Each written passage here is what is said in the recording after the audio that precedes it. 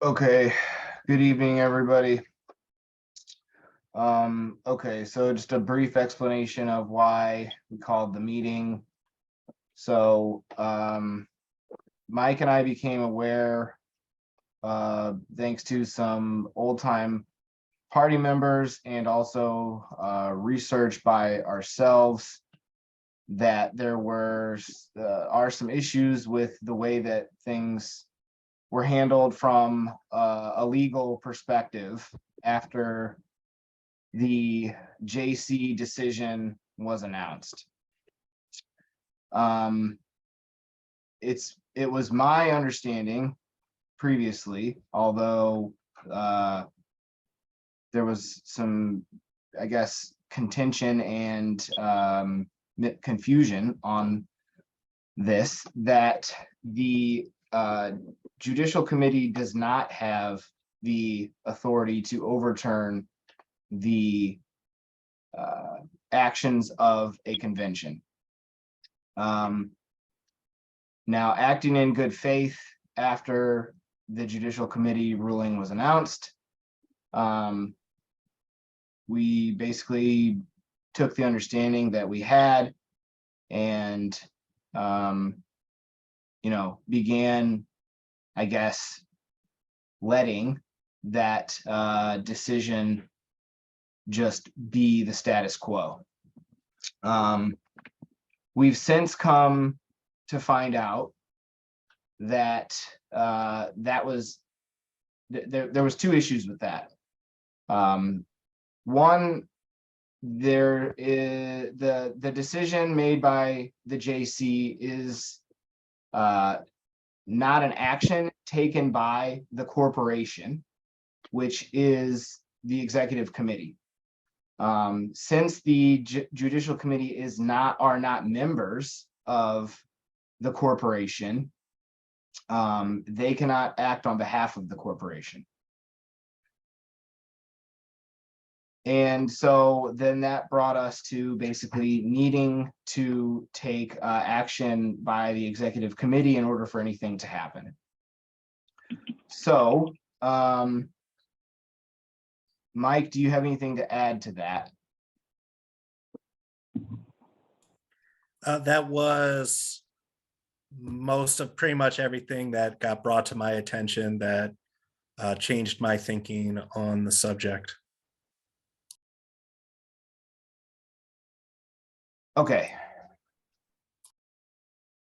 So Greg, so the two things were, one, the first one I mentioned is that there's question becomes whether or not the Judicial Committee actually has the authority to overturn a convention decision. Now, members have come forward and given us, I guess, precedents and also evidence that my previous understanding is accurate, that they do not have that authority. And then in addition to that, like I said, they are not members of the legal corporation and therefore do not have the authority on behalf of the corporation to take action. So that's why we called the meeting today, is as the directors of the what we are incorporated as, the Libertarian Party of Michigan Executive Committee Incorporated. We need to meet in order to take an executive action related to the Judicial Committee in order for that to be effective.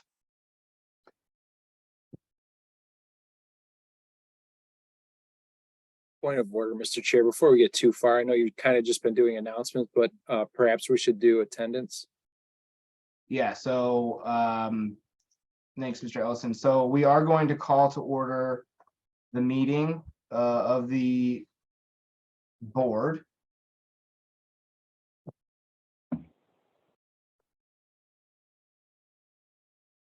And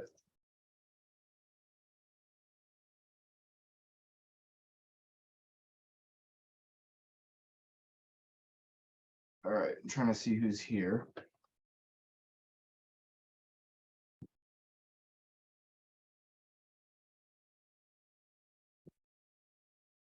Okay,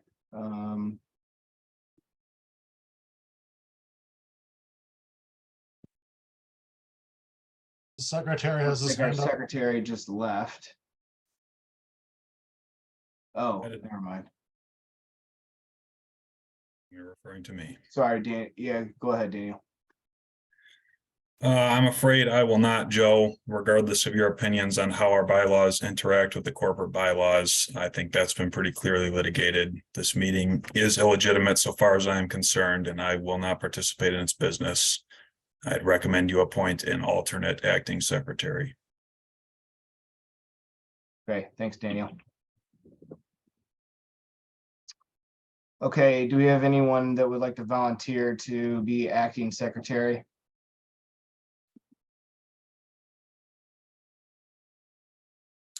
Lisa has her hand raised. Needs to be a board member, please. Okay.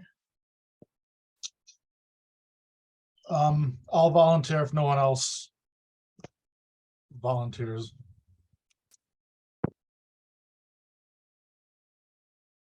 Oh, wait, I think that means it's you, Greg. all right. Thank you, Lisa. Take backup notes.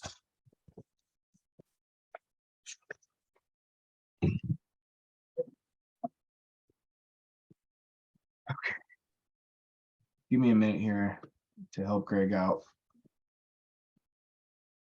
All right, I'll take attendance. If you can read off the board members. Yeah, give me a second here.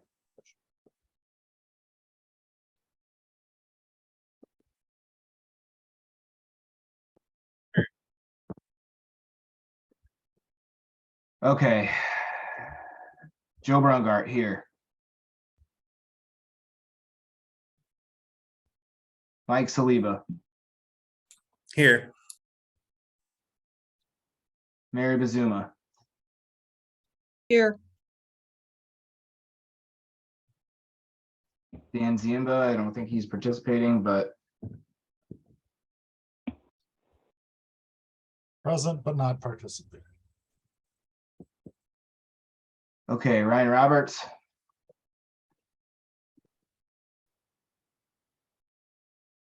Jordan Martin. Hi, can you hear me? Yep. Thanks, Jordan. Rick Thielen.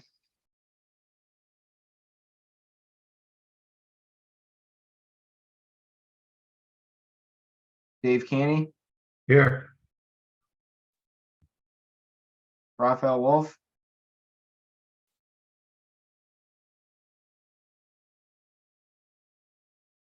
Brian Ellison. Here.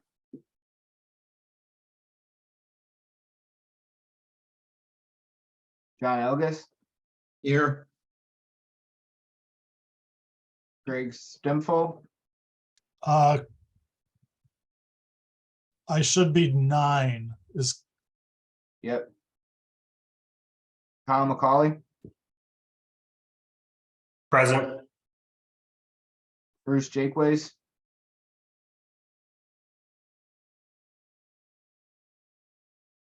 Daniel Mule Miller.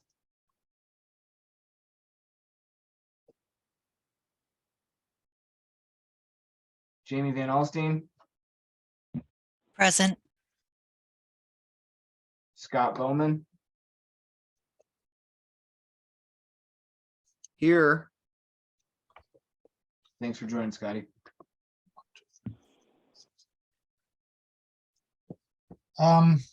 I only have 13 names that you read off. I have Ryan, no. Jordan, yes. Rick, no. Dave, yes. Raphael, no. Brian, yes. John, yes. Kyle, yes. Me, yes. Bruce and Dan, no. Jamie, yes. And Scott, yes. Was that 13? Yeah, that's only 13. I didn't hear you say, did you say Kyle McCauley? I missed it if you did. Yes.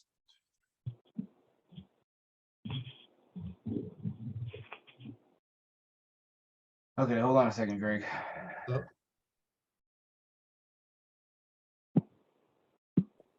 There's no District 2, right? Correct. It's vacant. Okay. And no treasurer. I'm not So that's everybody. Raphael is trying to join the meeting. He just sent me a note. I'll make sure he gets the right link here. Thanks, Kyle. So that's apart from Raphael, that's 11 board members present. Did you count Mary, Joe, and Mike? Yes. Okay, did you count Jordan? You said no. Jordan, yes. Okay. So not present are Ryan Roberts, Rick Thalen, Bruce Jackways, Dan Miller, and Raphael. I'm here. All right. Raphael. In that email was a Google Meet, and then below that was a Zoom, so it was confusing. Fucking Mike. And then we have guests. Greg with 3 Gs. All right, we don't need to take attendance on guests. All right, I will not note it down though when we're not talking.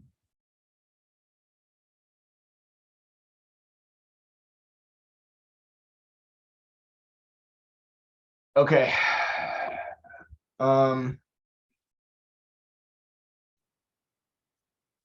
So let me get the call.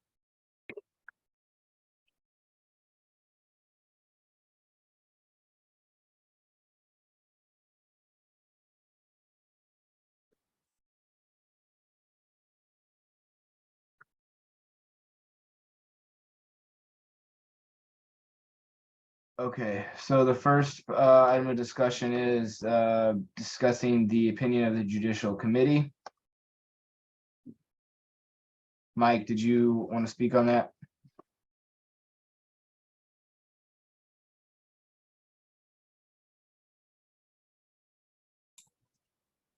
So just like Joe said before we officially got started, enough information came through to me to make me believe pretty much what happened was the Judicial Committee had made a ruling, and then everyone else began acting as though that was it, like sort of skip the step of we didn't have an LEC meeting after the ruling to enforce the ruling. I have enough people with a lot of experience in this party pretty much just presented it to me that the Judicial Committee cannot make an action. The Executive Committee must make that action for them. We skipped that step and we kind of just, without having that information ready, we sort of had a couple of meetings, and I wanted to make sure that we had a meeting that filled that second step that takes place after the Judicial Committee ruling, in which the Executive Committee meets to then enforce it. It's now also been brought to our attention that the Executive Committee may not legally be able to enforce that particular decision as it was ruled.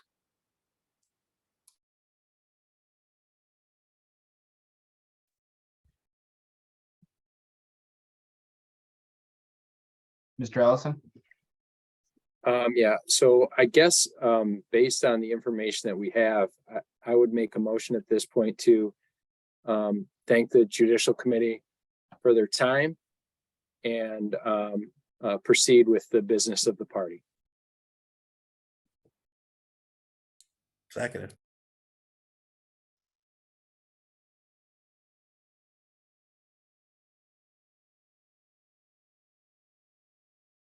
Okay.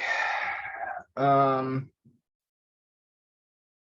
think there definitely needs to be some discussion on that, and no offense, Brian, but also possibly refine the wording. Go ahead, Mike. I was raising my hand for something in the chat. Okay. Okay. I would like to. I don't want to get too close to engaging in debate here, but I would like to bring up this evidence that has come to light.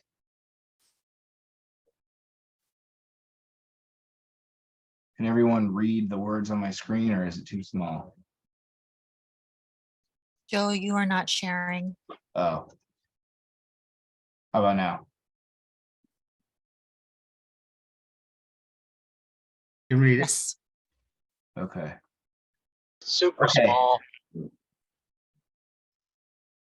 How about now? I can read it.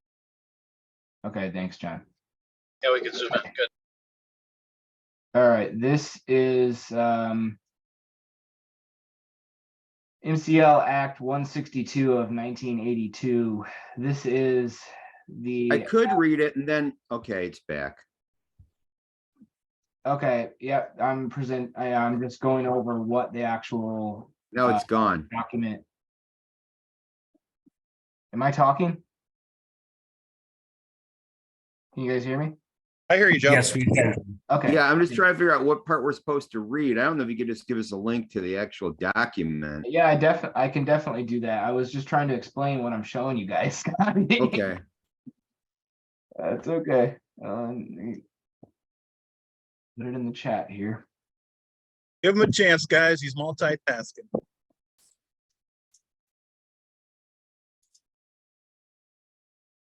All right, the document is linked in the chat now. Oh wait, no, it's not. Now it is. Okay, this is, like I was trying to say, MCL Act 162 of 1982. This is the Michigan law that governs nonprofit corporations, of which we are. I gotta find the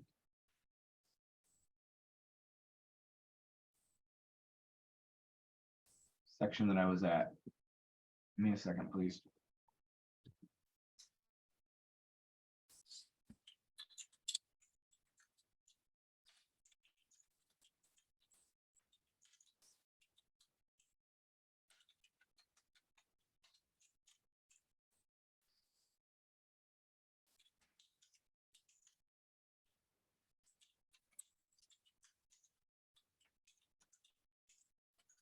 All right, now I'm back.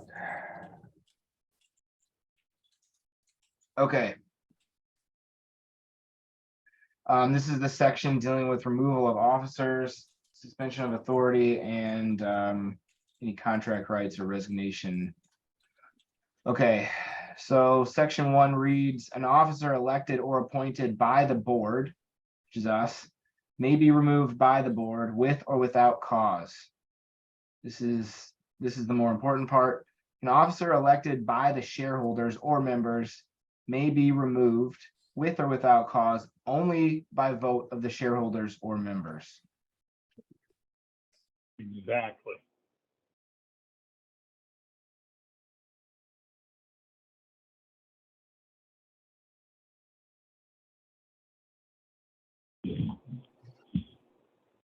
I'm sorry, who's the 2776 number? It's Bill Jeleno. Oh, hi Bill. Okay.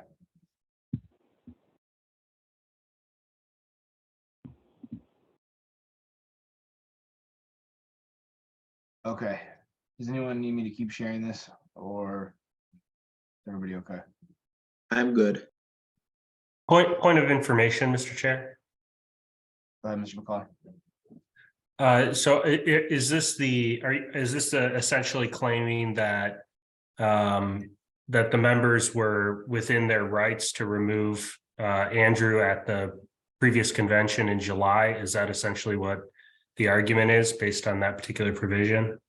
So I think that argument could be made. However, the argument that has been, I think, more important to this particular discussion is that no vote of the members was ever taken, and therefore any attempt to remove an officer without a vote of the members is illegal.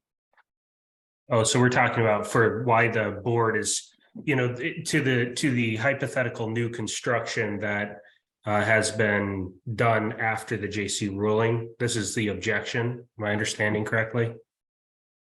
Correct. So what this act is saying is that the judicial committee has, this is an interpretation, obviously, however, I think it's the correct interpretation, is that an officer cannot be removed.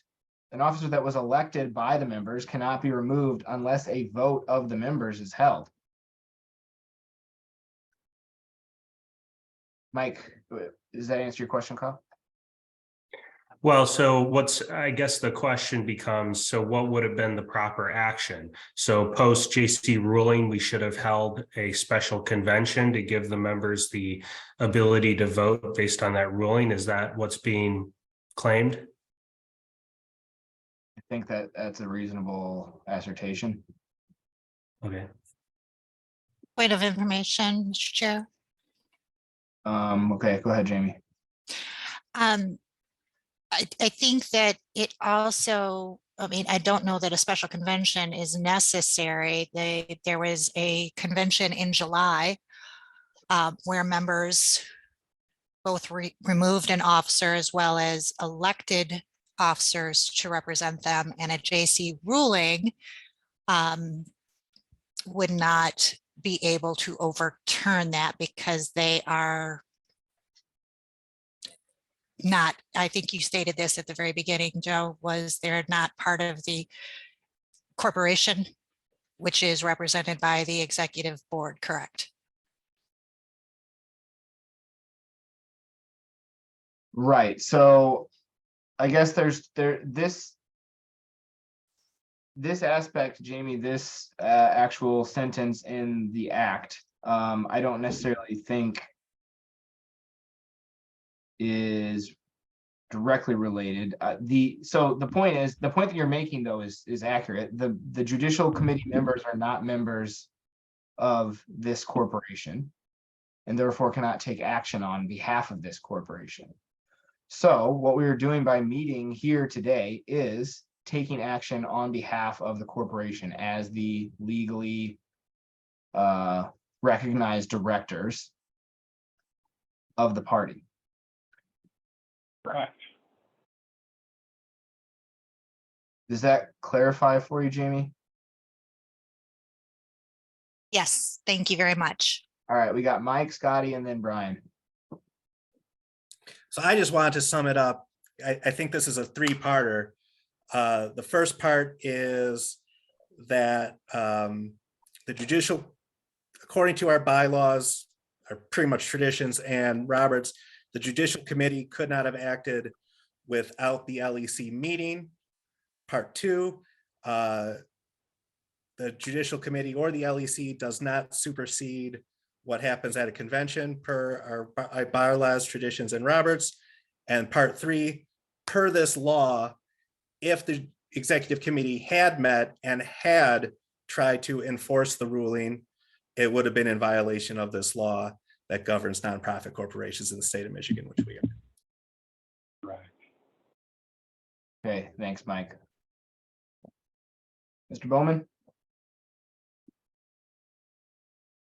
Yeah, I guess I could call it a point of information, and I'm seeking a response from if there's anybody here who is a member of the bar. I'd be interested in that person's opinions. Actually, I know there is someone who is a member of the bar. I don't know if he's interested in talking about it though. But the question is whether or not there's anything in this law, and it's lengthy, and obviously I'm not going to find time to read it during this meeting thoroughly. Is there anything there that has exceptions, such as can language in a private organization's bylaws supersede that, or is our act of becoming incorporated and therefore in a sense a recognized connection to the state by being incorporated somehow prevent any bylaws or any other process from superseding that law?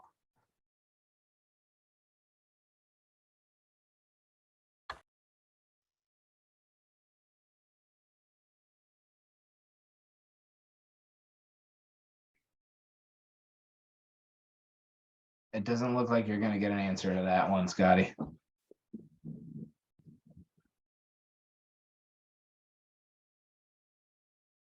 If any of the guests think they do have a good answer for that and are qualified to answer it, you can raise your hand. If you're No. trying to get me to give an answer, I am not barred in the state of Michigan and am not interested in answering that question. I'm interested in figuring out how to raise my hand. Okay, Bill, I'll call on you next after Mr. Ellison.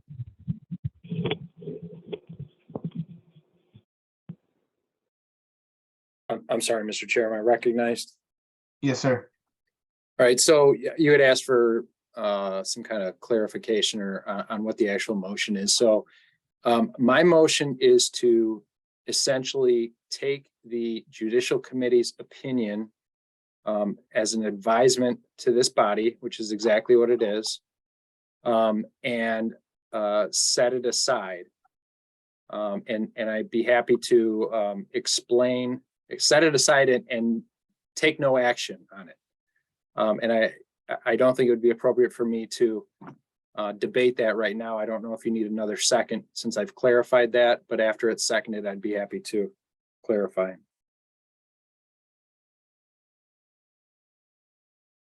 Okay, is there a second? I'll second. Okay, thank you, Mr. Ellison. You can go ahead and speak on behalf.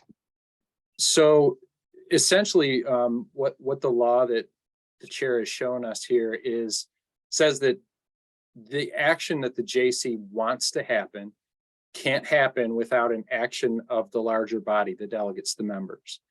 And so if we were to play out this scenario where the judicial committee comes back and says, hey, your elections were invalid. I certainly don't believe anything that we did in July was invalid. So I'm not giving any credence to that part of the decision. But if we were to agree that their decision was valid, our only rightful remedy would be to call a special convention to fill those vacancies. That's all we could do. We couldn't fill the vacancies. We couldn't reset the board. The board would sit as it sits today until we held a special convention to redo those elections. If we look forward at the timing to do something like that, we as a board would have the opportunity to call a special convention if we wanted to do that. But I think that we have better opportunities. And in fact, our bylaws allow us to call a full regular convention soon.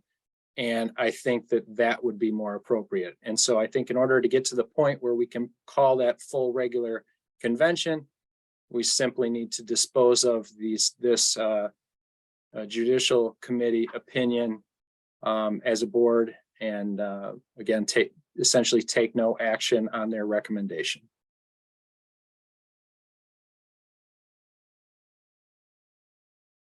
Okay, does anybody wish to speak on that motion?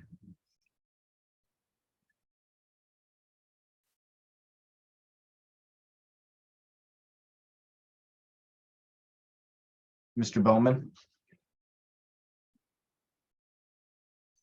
Yeah, I would concur with Mr. Ellison's motion if I had an opinion, and again, because we looked at one piece of a law, I really would want the advice of an attorney as to whether or not we can make this stick. And if we can't make it stick, then the rest of it just becomes posturing. If we can make it stick, then I consider this an appropriate course of action, because that would in fact say that the apparent reset of the board actually did not legally take place. And I think that is the critical issue. That's what I'm looking for really, is I think we need to get an attorney. I don't know if anyone can get one on this meeting, or if we got to get one on another meeting who could speak to that. Another matter, and maybe Mr. Stempfel can speak to this, is when he did his research on redoing our bylaws and we were able to ignore various parts of Michigan election law because there was some court ruling that a political party is somehow an autonomous organization that cannot have that level of internal restrictions. I'm wondering if that court ruling would also affect this law that we just saw that little quote from. And I don't know if he had found anything like that. Scotty, to clarify your question, I don't believe so. The court case you're talking about is EU et al. Versus the California Democratic State something or other 1988. That dealt with state law, election law regarding party officers. We're dealing with, I think, is more of a corporate law issue. So I don't think it's applicable.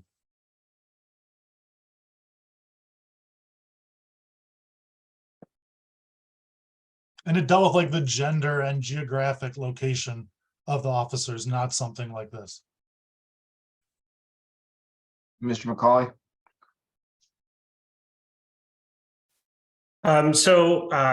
I'll support this motion. I'll speak in favor of it. My general opinion early on was that I didn't really understand. I didn't feel that we had clarity on how we were supposed to proceed following the judicial committee results. The response that we saw felt a little opportunistic. Didn't quite make sense. It didn't seem to follow any proper procedure, although certainly we didn't have any precedents for what kind of quote unquote proper procedure would be.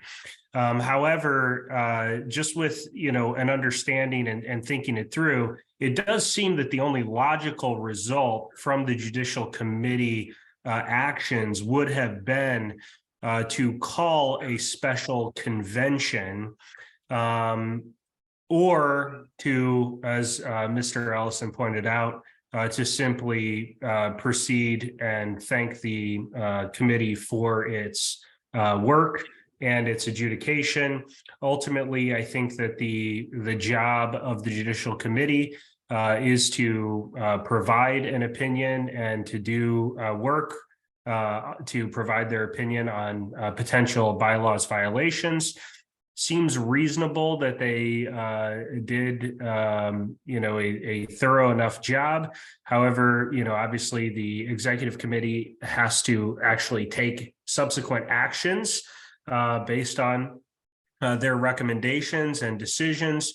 And so I guess that's kind of where we're back to. We have to actually make some decisions. And it never quite struck me as correct that things would simply change based upon their ruling. I guess, I don't know, do you even call it a ruling? They're just a committee. We happen to put the name judicial, like it means something. So anyway, all that to say, it seems to me that it would be appropriate for us to at this point, go down the path that Mr. Ellison suggests, which would be to simply move on to a regular convention. I believe we had already set up a committee for that. I believe we had already started to accumulate plans.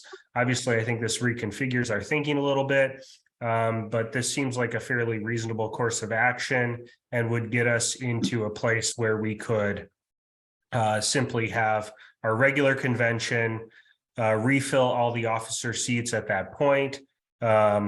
Seems reasonable to me at this juncture. Mr. Sliwa,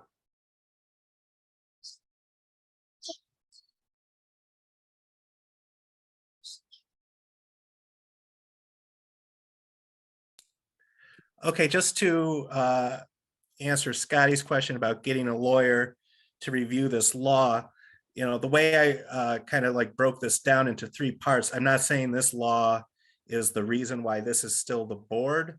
I'm saying this is still the board because as a committee, we never met to even try to enact. I'm trying to ruling.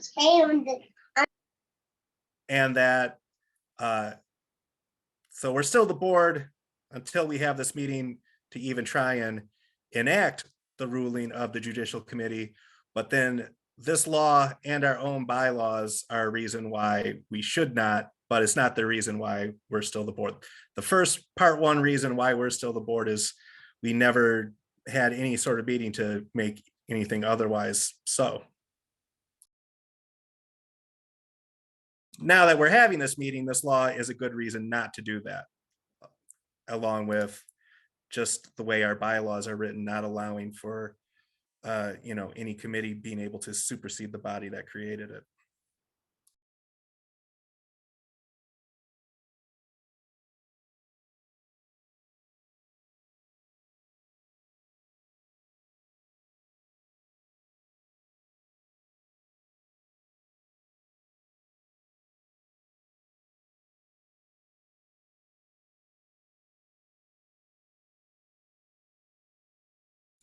Joe, I think you're talking, but you're on mute. Okay, I was. Any further discussion?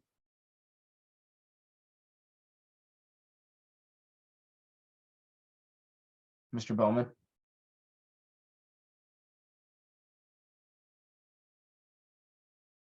You're on mute.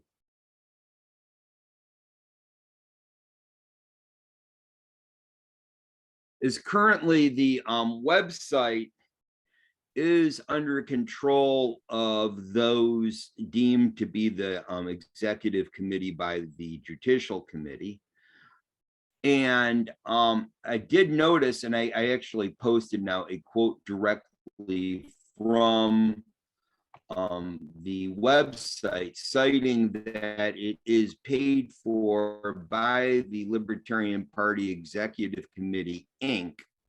So would then we be legally justified in claiming the website as belonging to the Libertarian Party Executive Committee, Inc., and not to any other group given the keys by the executive committee? I mean, by the judicial committee.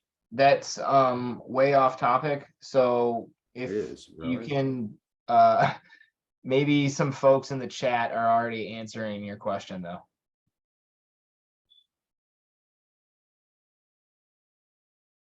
Okay. Any further discussion about the judicial committee decision? Actually, it's really not about that. It's about Mr. Ellison's motion. All right, let me read the motion. Brian, if you can tell me if this is accurate. Motion to accept the judicial committee decision as advisement and set it aside to take no action. That's a good summation, I believe. Okay, Mr. Saliba. I'd like to offer a friendly amendment if I could. Okay.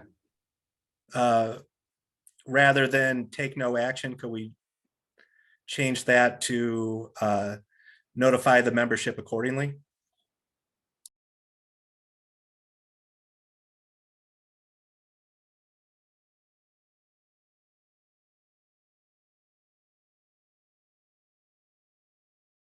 Wait a minute. Okay, so I'll second Mike's friendly amendment. thanks, Claire, but you're not Does a it need a second? No. thanks, Claire, but you're not a board member. Oh, sorry about that, chief. That's all right. I'll shut up now. Okay, who seconded? John did. Okay, thanks, John. All right, so Unless I cut off necessary verbiage. okay, so Mike, the as amended, the motion would then read motion to accept the judicial committee decision as advisement, set it aside, and take no action. Is that right, Mike? I was add in notify the membership accordingly. Oh, I'm sorry. We're not going to tell anybody about it. Yeah, I think the intent is for the board to take no action other than to notify the members. There we go. Perfect. On the screen. Okay, so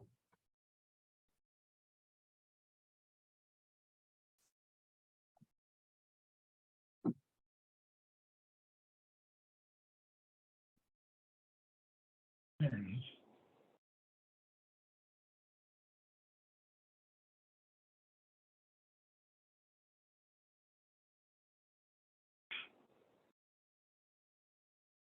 All right, can you guys see this?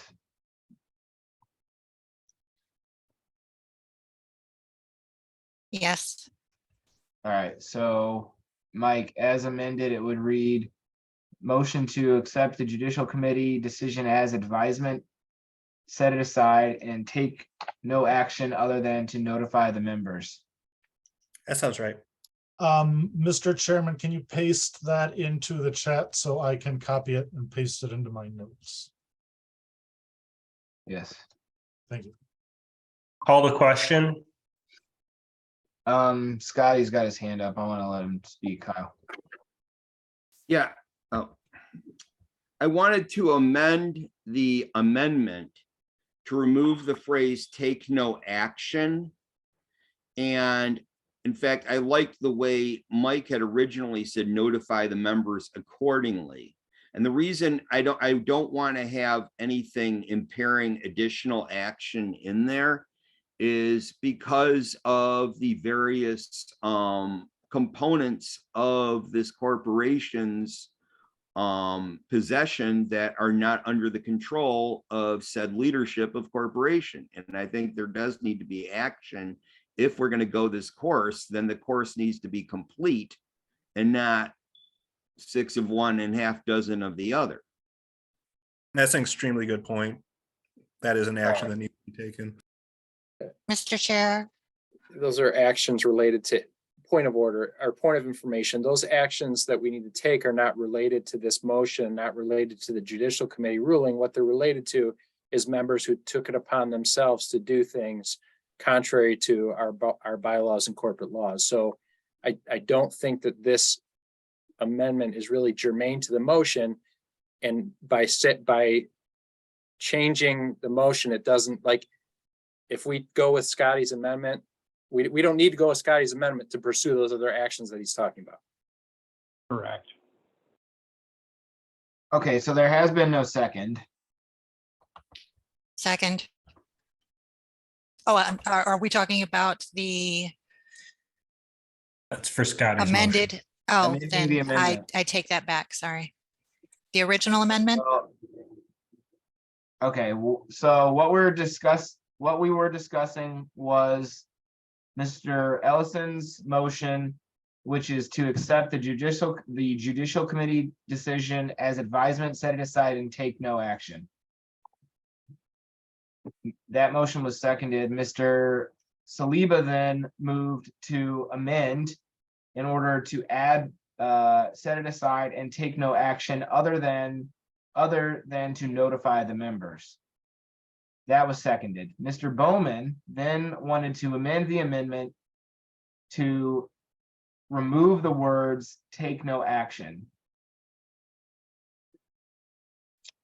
So is that what you were seconding, Jamie?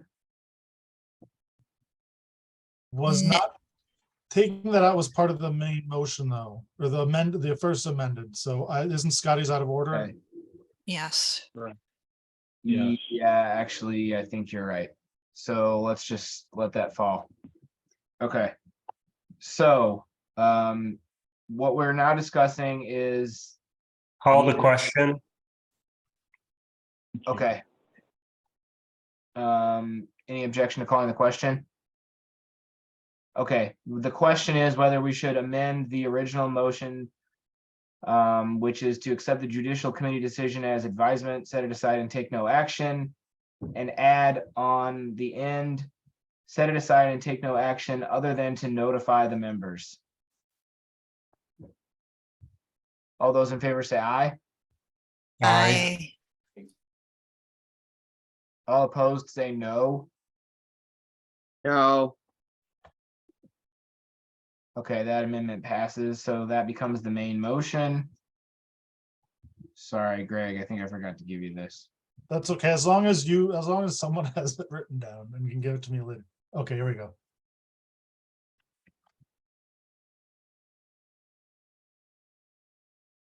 Okay.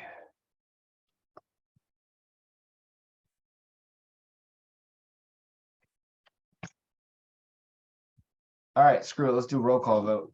Any further discussion?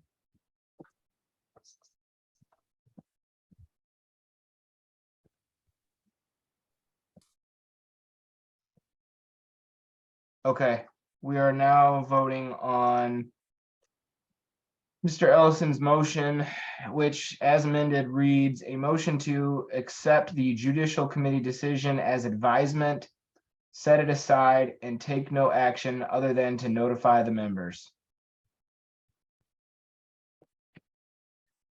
Mr. Bowman? Would it now be in order for me to propose an amendment? It would. No. I'm hearing someone say no. And but It's in order. I assume Joe's chairing the meeting, being I- the chair of the corporation. I am, and it is in order. Okay. I would like to move to strike the phrase "take no action."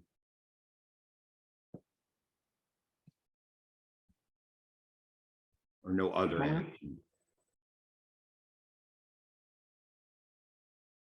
Okay, Mr. so Chair, is there a second?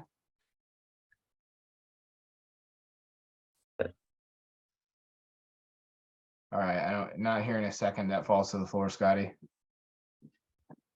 Ms. Van Alstine, did you have something?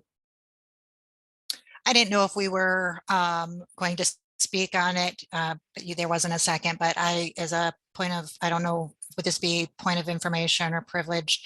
Scotty, in terms of the actions that you are suggesting need be taken, they can be suggested via a separate motion.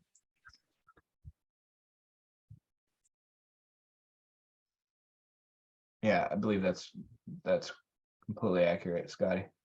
Okay, did you have anything else, Mr. Bowman?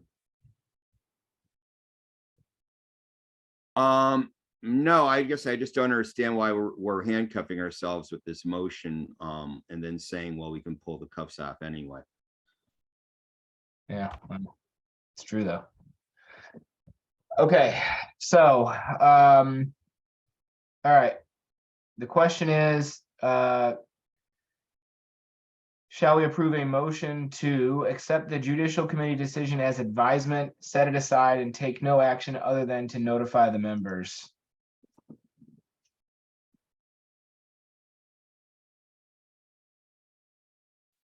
All right. I will read off the members. Greg, if you can record the votes, please. All right, Okay, Mike Saliba, Yes.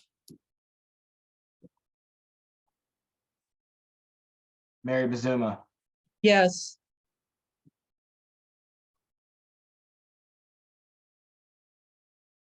okay, Dan already said he's not participating in the meeting.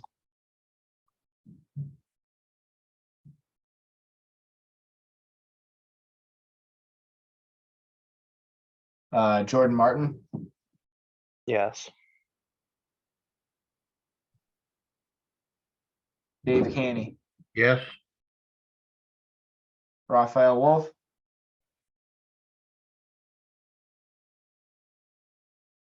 Yes.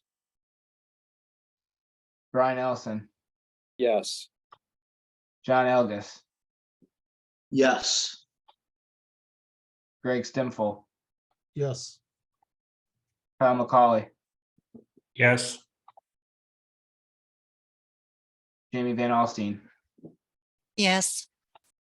Scotty Bowman, No. okay.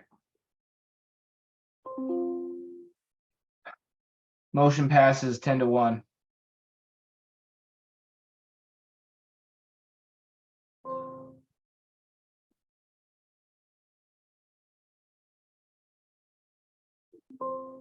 Okay. Scotty, do you have something to say or is your hand raised from before? Oh, I had it raised from before, but since you're asking me something, I've been sitting here trying to copy things in the chat and not being able to. Is that blocked or is that just a problem on my end? I could not also copy. I just Um, screen capture. I have no idea how to change that. but I can highlight and copy things from the chat. I can copy using Control C.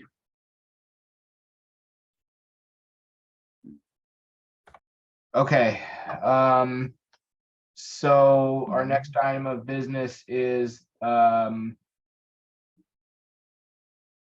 Chair, do you have an agenda? I know earlier you were surprised you weren't sharing your screen. oh, it's just the call, Kyle. There's two items on the call. One was for discussion of the opinion of the Judicial Committee, and the second is for a special convention. Okay. Okay, assuming there's no additional discussion related to the opinion of the Judicial Committee. If there's not, or if there is, let me know. Otherwise, we'll move on to discussion of the special convention. Okay, so I just want to remind everybody that there have been multiple sets of petitions that were submitted, although I'm going to try not to sound biased on this. Having been the one that submitted 2 of the 3 petitions, those 2 petitions were submitted to the members of the board as elected by the party on July 9th in Holland, as well as the members who we now know were improperly acting in their roles as board members. I don't know the status of the 3rd petition that was submitted to the board that we can now say was improperly acting during the month of January up until today. Sorry to confuse the hell out of you guys. Point of information, Mr. Chair. Brian was first. Okay. His is interrupting. Go ahead, Kyle. So is the question at hand, essentially, are we deciding what to do about the petitions that have been submitted? Is that what you're getting at? I think we need to discuss it. Yeah, I think there was 3 petitions circulated, and we need to discuss which ones were properly submitted. And as the LEC, it's our job to take those petitions and act on them as we're required. Mr. Ellison. If I'm going to make an attempt to try and dispose of the petitions by motion. I guess I'm going to address the 3rd petition. So the 3rd petition read that the petitioners were seeking a motion to appoint an investigatory committee to consider possible misconduct by Dave Canny, Greg Stempfel, and Joe Brungart in the creation of the petition, which was ultimately submitted on January 3rd, 2023. So what I would propose is that I would make that motion in this meeting, and this board can appoint that committee, thus rendering the need for that special convention moot.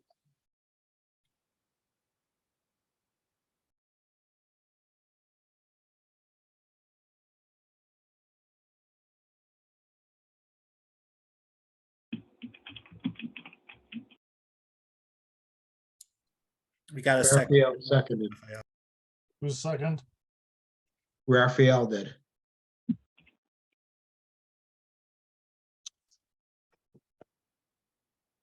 And then if I could speak to it, Mr. Chair. Yeah, Greg, did you get that? Yes, but point of information, I had a motion, but I'm not sure if it's proper at this time. Can I ask and then you can rule on it? I wanted to amend potentially, but Okay, Right. well, let Mr. Ellison speak on behalf of his motion first. Okay, so so I don't support the underlying premise of this petition in any way whatsoever. I think it was done in a mean-spirited attempt to target individuals on this board for no good reason whatsoever. I think that the petition itself was in bad form. If there was an investigatory committee that needed to be done, it should have been conducted anonymously. Again, everything about it just stinks. However, we as a board have an obligation when the members present a petition to us to address their concerns. If the sole purpose of their petition for a special convention is to appoint, is to make a motion, right? It's not, I mean, it's not even guaranteed that they're gonna get this motion. They just want to be able to make the motion. We're going a step beyond if we actually appoint the investigatory committee. We're taking away the unnecessary expense, the time commitment and everything else, and we're just doing what the members are asking to be done. And I think we as a board, whether we like it or not, are obligated to respond and react to our members. And so while I think that the allegations, whatever they are probably completely unsubstantiated without merit, I think we owe it to the members to make this motion. Okay, Mr. Stinful, you have the floor. I would like to make a motion that no member of the investigative committee shall be anyone that's been elected to the LEC in the last 2 years. Since the 2001, anyone elected since 2001 onward shall not serve on the investigative committee. You mean 21? What did I say? 2000. That'd be a long time. 2021. I'll second that. If Joe rules that in line. It is in order. So point of inquiry, I guess. So Greg, is what you're suggesting that kind of at the end, so I had pasted the motion in the chat here. And so I'm guessing that what you're saying is on the end of that, it would essentially say to be populated by members not having served, current members not having served on the LEC from 2021 to present. Correct. Okay. I'll let you phrase it better since I'm taking notes.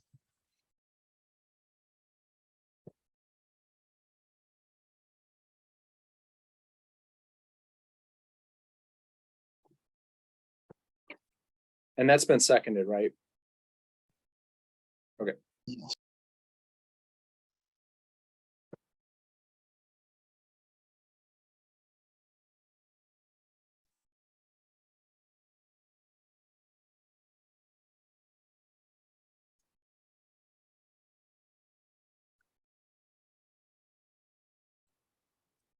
Okay, let me make sure I got this right. Unless Greg, did you write it down? No, I did not. Okay. Okay, so the main motion is to appoint an investigatory committee to consider possible misconduct by Dave Caney, Greg Stimfel, and Joe Brungart. Brian forgot the Oxford comma. In the creation of the petition, which was ultimately submitted on January 3rd, 2023. And then the amendment is to add to the end to be populated by members that have not served on the LEC between 2021 and now. Or from 2021 to present is what Brian wrote in the chat. Oh, Did we just- Brian. Yeah, I'm gonna go to Brian's chat. I can't copy and paste it either like Scotty, so I'm just taking screen captures for some weird reason. All right, I got it. Thanks, Brian. All right. To be populated by current members of the party who have not served on the LEC from 2021 to present. Okay. We are discussing the amendment. Mr. Bowman? Yeah, I guess it's a point of information because I'm completely confused. Because I'm hearing a motion to do something that was in a request for a special convention in a petition that we have not received for a special convention. And that we should go and do it on our own. And it just does not seem in order to do that. Well, I think because it was given to the board that was operating incorrectly, we can, in good faith, because the people who submitted it did not know they were submitting it incorrectly. We're aware of it. We can take it in good faith. Scotty, do you wish to appeal my ruling that this is in order?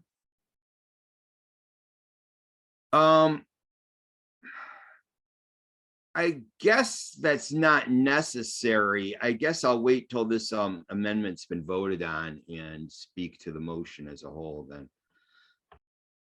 Okay. Mr. Ellison? I'm sorry, I don't need to speak on the amendment.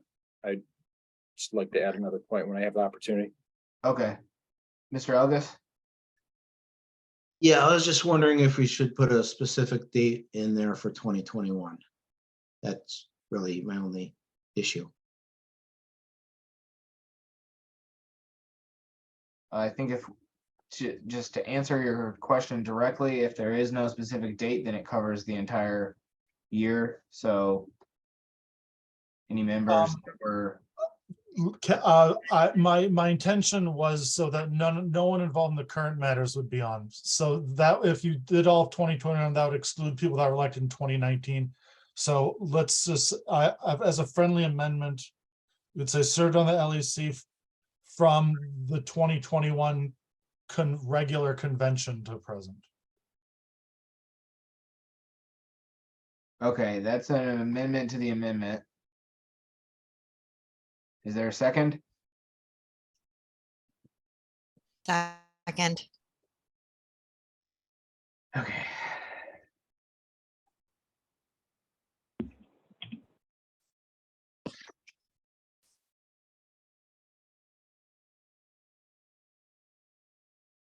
Say that again, Greg, please. Brian's text says, who have not served on the LHC from the 2021 regular convention to present.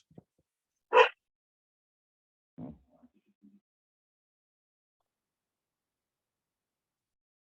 right. Call the question. Okay, anyone opposed? Calling the question. Okay. Everyone in favor of the amendment to the amendment, say aye. Aye. Aye. Aye. Aye. Okay, everyone opposed, say no. Okay, that passes. So we're now discussing on whether or not we should add the amendment, which is to be populated by current members of the party who have not served on the LEC from the 2021 regular convention to present. Call the question. Anyone opposed to calling the question? Okay, all those in favor of amending the main, Scotty? You're on mute. I thought we were on the main motion. We're still on the amendment. We're still on the amendment. There was two amendments. Okay. All those in favor, Brian, do you have something or? Okay. Oh, All those in favor of the amending the main motion to add to be populated by current members of the party who have not served on the LEC from 2021 regular convention to present. All those in favor say aye. Aye. Aye. All opposed, say no. All right. We are on the main motion, Mr. Ellison.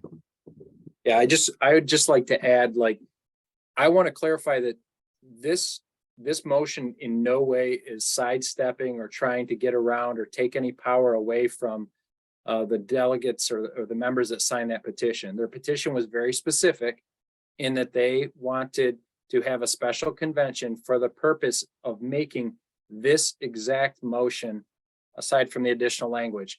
The additional language that we've added on there is just talking about the mechanics of this.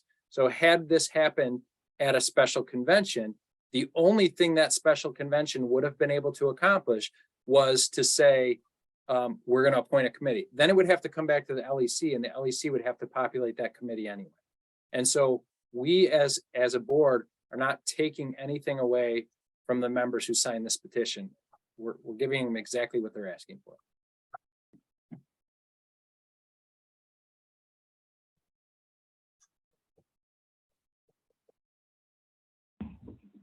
Okay. Any additional discussion of this motion?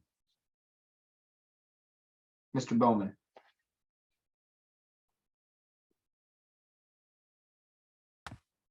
Sorry, it was muted. I'll now state the objection that I was sort of alluding to in a question, and now I'm going to state it as an opinion. My objection is that we have, as Mr. Ellison did say, that this is in a petition, and I'm very aware of that petition. I just find it to be redundant and frankly unnecessary, because I have no particular reason to believe that and all three people are here, Dave Canny, Greg Stempel, and Joe Brungart, are guilty of any wrongdoing, and so I see no cause for an investigation to begin with. However, I do recognize the validity of the special convention process as outlined in the bylaws, but then it would still be up to us to get those petitions submitted to us and approve them. And maybe it seems like the three people in question have no objection to being investigated, and it seems like all three are supporting this. But then one of the people actually wanted to play a role in the structure of that committee or who's on it, and that seems like a conflict of interest. And no disrespect, I respect them a lot, but it just doesn't seem to make sense that way either. So I'm just going to vote against this motion, and I'm expressing my opinion, though I'll probably be the lone no again. Probably. Mr. McCauley. Yeah, I was just going to speak to the motion. At first, it kind of hit me a little off as well, but as I've thought about it, I think that the ultimate goal here is to act in good faith. I fully support that. Obviously, we had members, we assume, obviously, like Scotty said, they have not been validated by this board, but is a gesture of good faith. I think it's reasonable for us to appoint this committee. And I don't necessarily agree with Scotty's assertion that the amendment did anything other than further validate the committee that would be appointed. It certainly did not. I don't believe did anything to cause the committee to be less credible. I think it only offered it to be more credible. So I supported the amendment, and I think the motion overall will accomplish the goal and show the good faith that's necessary.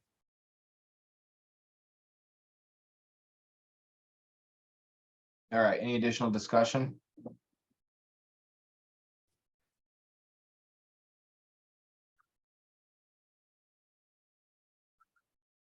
Okay, I would just like to respond to Mr. Bowman's comment that I have absolutely no problem with any investigation into my conduct whatsoever, as I have done nothing wrong, and fully invite anyone to research all the actions that I have taken on behalf of this party. Okay. Okay, Call the question. thank you. All right, the motion on the floor is to appoint an investigatory committee to consider possible misconduct by Dave Canny, Greg Stemfel, and Joe Brungart in the creation of the petition, which was ultimately submitted on January 3rd, 2023, to be populated by current members of the party who have not served on the LEC from the 2021 regular convention to present. All those in favor, please say aye. Chair. Aye. Aye. Chair. Aye. Aye. Aye. All opposed? Nay. Okay, that passes. All right, then we still have the business of the special convention to address the two other petitions that were properly filed. Point of information. Is it reasonable for us to do something that we put it out there to say, hey, you know, provide the information, the announcement of how the board will and the party will move forward following the JC motion, considering that the other two petitions appeared to be in response to the JC decision and subsequent actions. It would seem reasonable to give the members of those petitions an opportunity to withdraw the petition. I'm not sure what appropriate process there would be around this, but just kind of spitballing, I guess.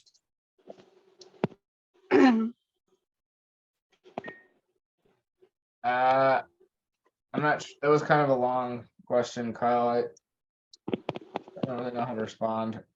The question is, to put it simply, is there a reasonable process for us to give the petitioners an opportunity to reconsider?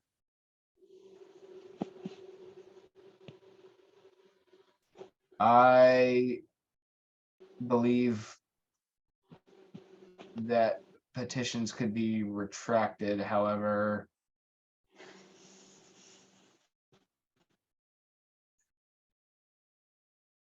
I mean, let's, I don't, Mr. Chair, I'm gonna try to. Yeah, Jamie, go ahead. would it be in order to motion to table consideration of those petitions until a later LEC meeting? I'm sorry, Jamie, can you repeat that? Is it in order to motion to table those consideration of those petitions at this time? It's in order, but I just want to remind everybody that that a group of party members submitted a petition on January 3rd that by our bylaws, by my interpretation of our bylaws, required the LEC to hold a convention within 45 days. Okay, does anyone have any objection to Mr. Worsbach speaking? No. Go ahead, Brandon. All right, appreciate it. I mean, I think there are a couple options that are before you guys here. One would be if we can get a sufficient number of the people who signed the petition to submit notification that they're withdrawing their support for the petition. That would be easy. I think that could be done in fairly short order. Another option would be, and I think it's within the providence here of this body to say, look, these petitions were submitted for purposes which do not exist. To the extent that these issues have been mooted. There's no longer a purpose for this special convention, and therefore there's nothing to convene. I think either path is fine. I think doing both may be appropriate, but I don't think we need to make a big mess of this thing or a big meal of this.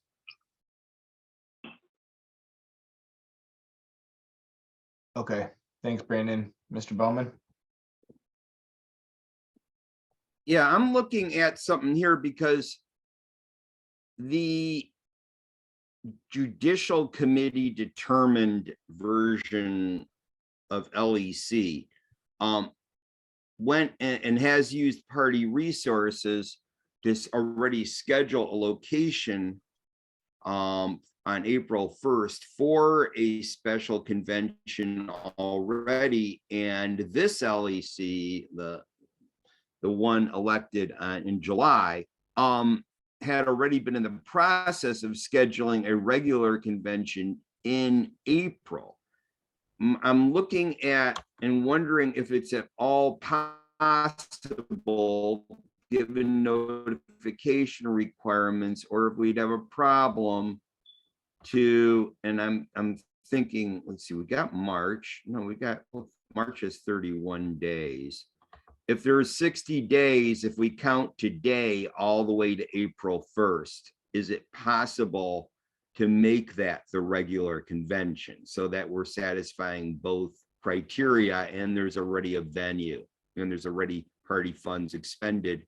And then at that point, there could be a motion brought up at the special conventions, maybe could be called into, what's the word, session, at which point there could be a vote that, you know, these are moot and we can dump those and move on to the regular convention, so that we're not breaking our own bylaws. Because I don't see any place in the bylaws allowing for rescinding a special convention petition.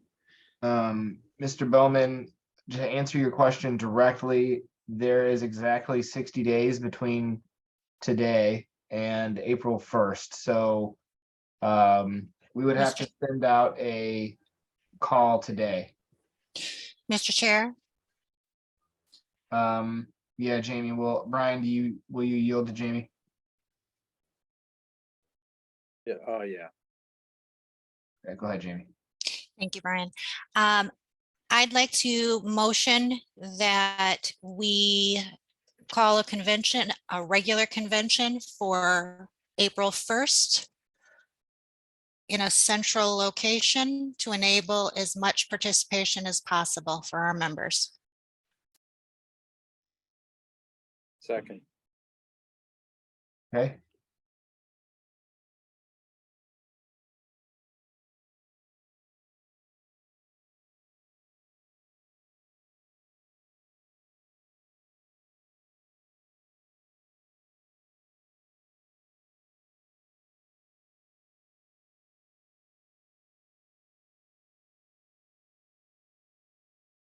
All right, bear with me. I'm trying to track things a little bit here. Okay, Brandon, I assume your hand is up from before, or do you want to talk? Okay, Mr. Bowman. So I'd like to amend Jamie's motion that it be at the location where the previously scheduled special conventions will also take place.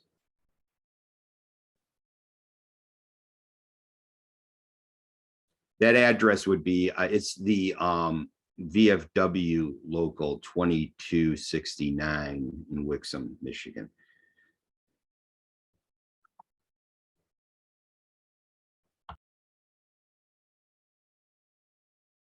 Okay, that falls flat. Mr. Saliba.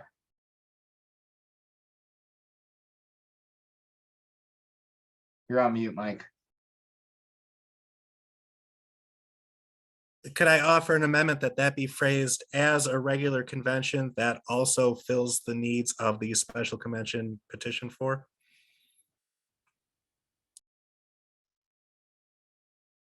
Okay.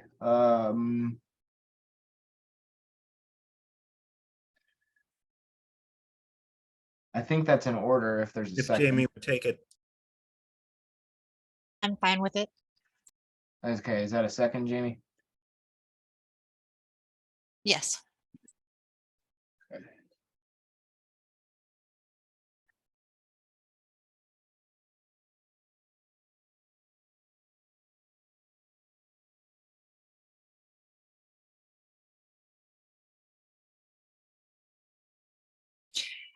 Mr. Chair, would it be in order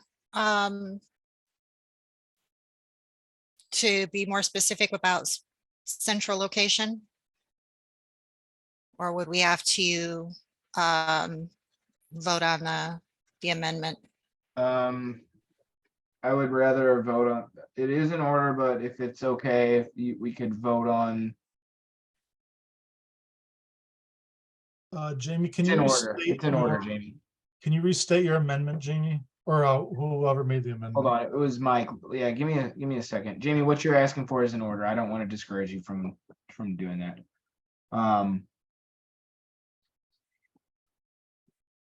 I would request that it be Lansing. That's at least semi, I'm sorry. I don't know how far north we can be, but I think that's fairly middle of the lower peninsula.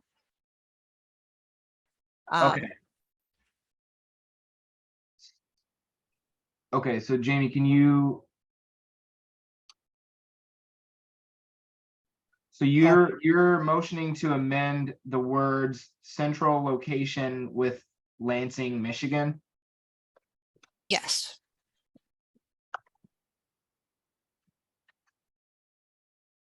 Okay, we are on the second level of amendment. We cannot do any more amendments, just so you guys know. Mr. Chairman, can Mr. Saliba rephrase or repeat his amendment? Yeah, I got it right here for you, Greg. Okay. You Can can't you copy and repeat it? paste, can you? Can you just say it out loud? Yeah, okay. So the original, you got the original? Yes. Okay. And then we are amending the original to change it to say a motion to call a regular convention that also fills the need of the petitions for special convention. That also. If you've got it written down, that just Yep. paste it and I've got it. I've got it. Let me keep it on my computer for now, I guess. I'll message it to you. All right. Okay. Give me Mr. Bowman, go ahead.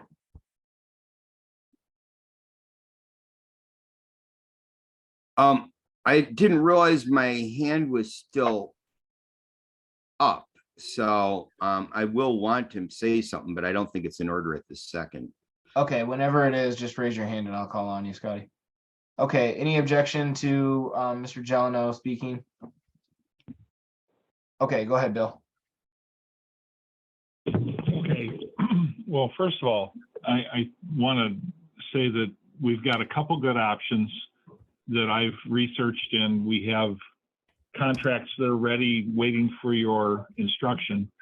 The two locations are really quite close to one another, and they're both at the I-69 and I-96 area on the west side of Lansing.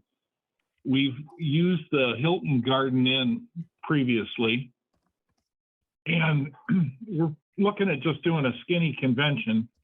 Certainly enough time to do all the business that is being contemplated here. And once you've decided on an agenda, I can accommodate that. But essentially making room for sufficient people to come, meet for as much as 5 to 6 hours as necessary, and go home. Not planning any meals, any complicated things there. And I've already recruited several people to assist, pending your instruction. I do want to at least comment on something that Scotty just said that I think is relevant to the conversation. This LEC is in full control of all the funds of the company, of the party, and that any funds that may have been expended in Wixom have not been spent by this LEC. Oh. And so as a result, this is the LEC, and that you have to be sure that that's who you are. You're claiming to be the board that manages the party, and the little action that's being done by a group of usurpers, and I'm going to use that word because it's appropriate, simply are not to be recognized. And that's a pretty forceful set of statements, but it's very relevant to the conversation. And I think we're ready to rock and roll as far as a committee to put all that together. Credentialing is going to be a tad more complicated. I've already asked Greg Semple if he would consider being on the credentials group, because as a former chair, he's familiar with some of those things. And I think there are others that need to help with that.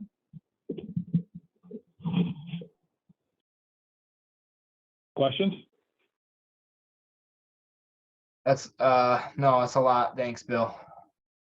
Appreciate it. Okay, Scotty, your hand's still up from before, right? Yeah, you know, at half the time when I click to lower it, it doesn't go down, but I was about to raise it when I noticed that. Okay. Oh, now it went down. Okay. All right. Well, Well, go ahead. okay. I guess it's a point of information then. Are we able to verify that no money has been spent from any of the Libertarian Executive Committee Inc.'s funds on that Wixom location deposit? Last Thursday, gave Andrew a check for $200 to pay for the down payment for that.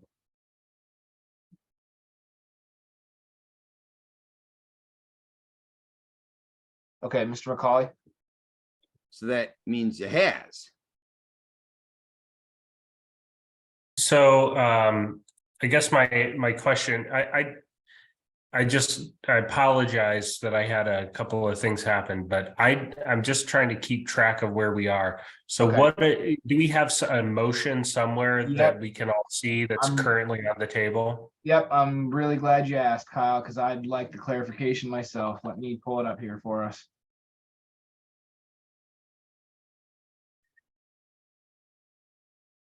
Isn't the secretary keeping minutes? Yeah, the secretary is keeping minutes. I'm trying to, yes. Acting secretary. The secretary hasn't been secretary in a while. Ever, I've never been secretary. Oh, wow. The only position in the party you probably haven't had. The elected secretary, Daniel Ziemba, is attending the meeting. Daniel has already. He informed refuses to me participate. He's not participating.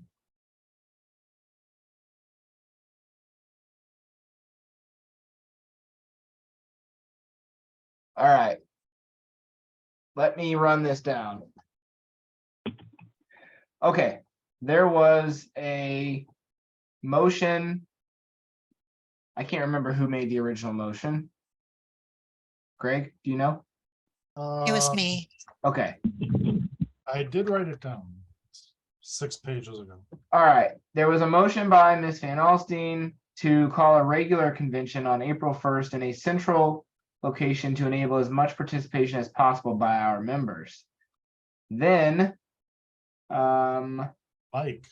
Mike motioned to amend that and add that also fills the needs of the petitions for special convention business, which is highlighted. That was our second amendment, or our first amendment, sorry. I should be careful of what I'm doing. You guys might elect the secretary next. Okay, and then an additional amendment was put forth by Ms. Van Alstine again. And this amendment was to clarify, or was to change the words central location to Lansing, Michigan.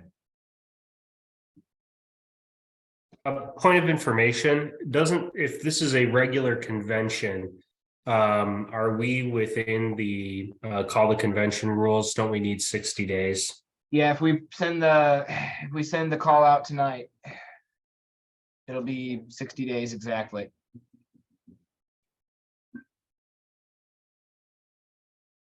How exciting. It's already 8:30.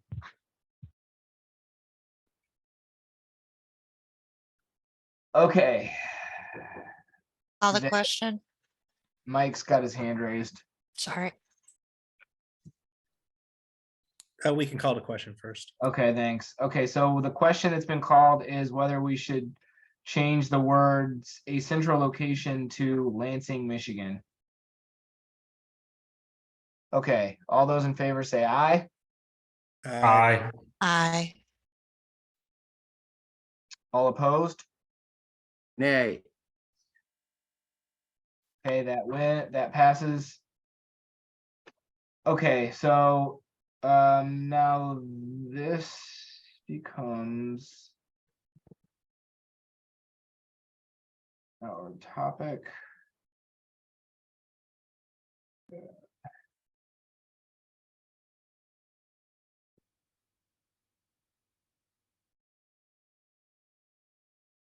All right, so now we are voting on whether or not we should amend the main motion in order to add the words that also fills the need of the petitions for special convention business. Mike, did you want to speak to this? You're on mute, buddy. No, not this either. Okay, After this motion. okay, seeing no other hands raised, let's go to a vote. All those in favor, please say aye. Aye. Aye. Aye. Okay, all opposed, please say no. No. Okay, that passes. So now this will become the main motion. All right, what we have on the floor is a motion to call a regular convention that also fills the need of the petitions for special convention business. That's not worded properly.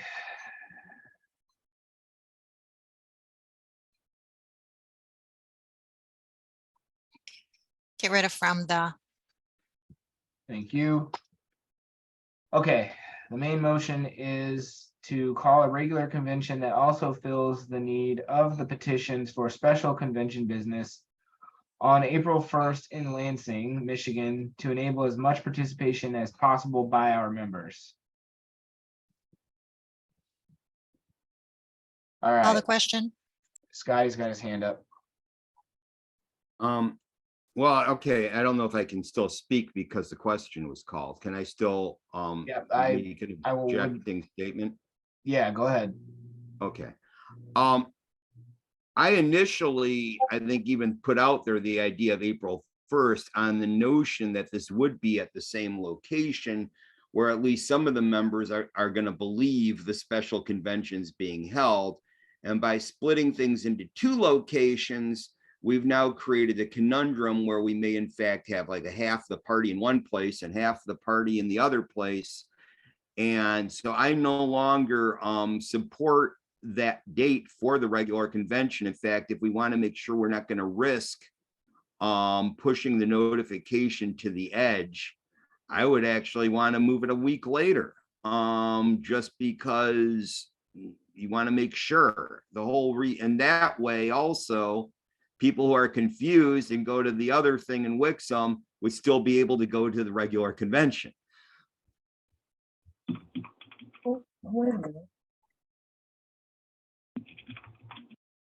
Okay, Mr. Ellison. Yeah, so everything that we've talked about has rendered all of the need for the special conventions moot. If the full board has any integrity, they'll cancel their special convention on April 1st because one, it was obviously outside of the time frame that's defined in our bylaws, but more importantly, there's no business to conduct. There's nothing for them to do. The vacancies don't exist that the petition was filed to fill, And the committee is going to be populated by this board per the members' request. So there should be nobody confused about the conventions. That special convention has no legitimate business. There's nothing for it to conduct. And everybody is already prepared to go to a convention on April 1st. This makes the most sense to me. So let's do it. Let's do it in Lansing. Okay, Mr. McCauley. I think the other thing that I feel somewhat hesitant to just say it out loud, but I'll say it out loud, is that you know, the actions that we've taken here today already create a divisiveness. I mean, we can't argue with that, unfortunately, because I don't believe, based upon the actions of certain members in the past, that they're going to simply sit idly by and go, oh, well, I guess we misunderstood. All right. So no one's going to do that. So unfortunately, we've sort of created a situation where we're forcing the hand of other members if they are going to claim the party is still under their I don't know, control, maybe that's the right word.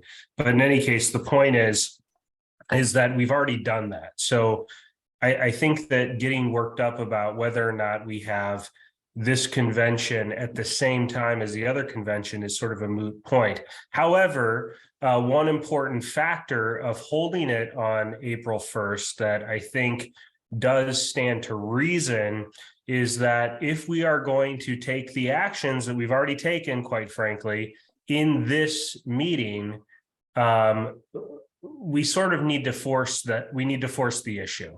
As much as I'm not really excited about that, I'm a fairly non-confrontational person most of the time, but generally, you know, we've already forced the issue. So to now then go, well, but wait a second, we need to let them do their thing. And no, unfortunately, we've already forced the decision. And so what doing this by holding the convention on the same date does is it does force a decision to be made. Ultimately, this is a membership-driven organization. It is not a board-driven organization. It's not a committee-driven organization. It is a membership-driven organization. The members made a decision in July. Certain folks decided that that was not what they wanted to have happen, and so they undermined the decision of the members in July.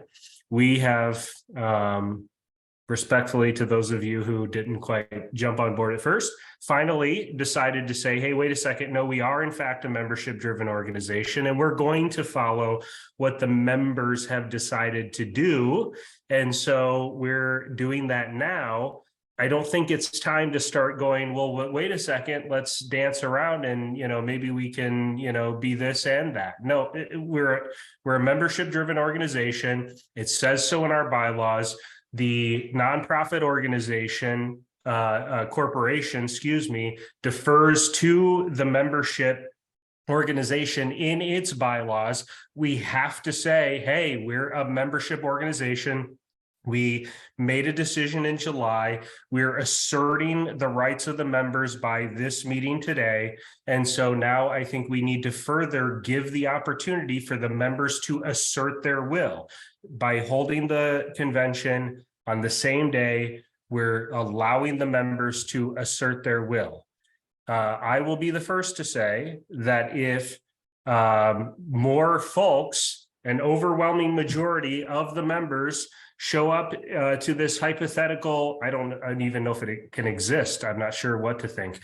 But in Wixom, then I guess that's the organization that exists because that's where all the members are. This is a membership organization. We've drawn a line in the sand.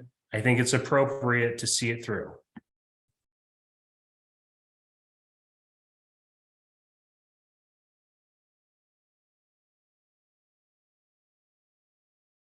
Mr. Sliva. Well, yeah, the thing I just want to remind everybody was there's no, this board and that board or anything like that. This is the LEC. And what had happened was for a couple of months, we were operating under bad information. I thought I was no longer vice chair. Joe thought he was no longer chair. Greg thought he was no longer District 9 rep and such. And concerned members brought to our attention the information that we acted on tonight, which made us realize that that was incorrect.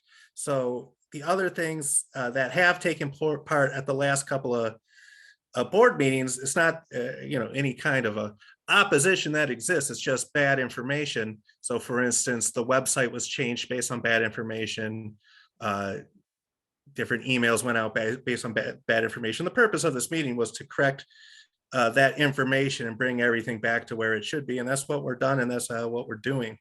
So there's no other thing happening anywhere else that was put together under bad information. Okay, I'm gonna go to Mr. Bowman since he's a member of the board, and then I'll let you speak, Brandon.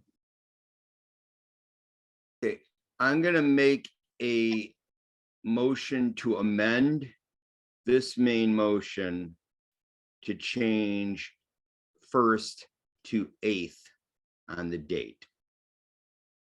The 8th is Easter weekend. I don't think that would be a good weekend. Okay, then I guess we'll make it the 15th.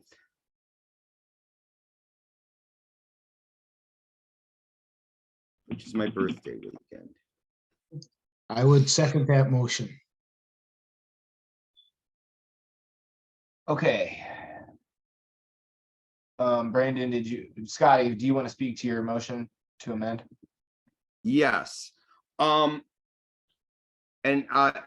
Because we have, again, I know there's some people want to make sure, want to say, pick a side, you're either with us or against us, blah, blah, blah. I don't want to, I'd rather have it so that people are on the fence. So I believe are actually the quiet majority of our party is probably just thinking WTF, get it together, people. And being invited to 2 simultaneous events by 2 groups claiming to be the LEC for something that is supposed to be a state convention. And then the people that decide to have the competing convention happen to comprise every single one of them, pretty much. I think everyone here, except maybe Daniel, everyone who's a member of the LEC here, other than a couple people, probably signed those petitions for those special conventions.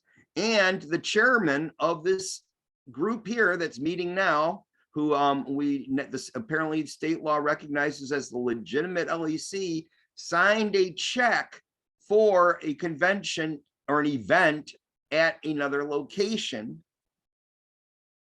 That it's already a flustercluck, I know, but I believe we can just settle it by having at least 2 different dates so that we're not sitting a thing where you have to do one and not the other. That, in my opinion, is a way to resolve this. And then meanwhile, I suppose Joe can call them up and go, I guess we have to forfeit the deposit because we realized we can't have it that weekend. Oh, and another thing about having it later, we can make sure that we are solid on the 60-day thing, and we'll have explicit locations and plans, and everything will be better and less hasty. I'm done. Okay, I told Brandon he could go next, so. If that's okay. Yeah, anybody object to that? Okay, go ahead, Brandon. I've got a couple observations. One is that, and I could be foggy on this, but if I am remembering correctly, there was a dispute in Delaware last year along similar lines, and that was resolved at least in part by the LEC deciding to instructing both organizations to have their convention, and basically stating that they would recognize whichever one everyone showed up to. So I think you to the extent that we take stock in these things, we're already got some precedent here for you. We'll figure out which one is legitimate by the feet of the members and where they choose to go. to the extent that there is only one properly constituted body of this organization, then it necessarily follows that one convention is legitimate and the other is not. And I think it is essential and in fact important that we make that clear. Now, what people seem to be grasping on here and really making the main point is that this other organization moved first. They picked this date first. They did it, and therefore we are somehow doing violence to it by choosing to do something at the same time. And I don't think that's fair or legitimate or reasonable.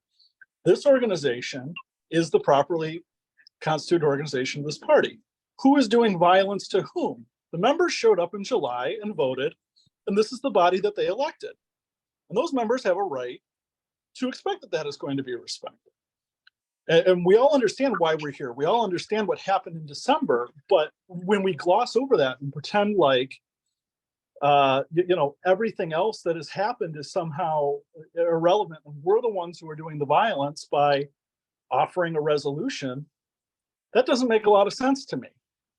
The special convention that is going to be called for April 1st, if this is the properly constituted organization of this party, there's nothing to convene. They can have their special investigation if they want it. You guys have already voted on that. There's no vacancies to fill, and Mr. Chatterton is not the chair to be removed. There is no reason for that special convention to occur unless they do not believe that this is the properly constituted body. So what are we talking about and what are we doing? And doesn't it make more sense for us to meet at our location and make it clear that the members can vote with their feet?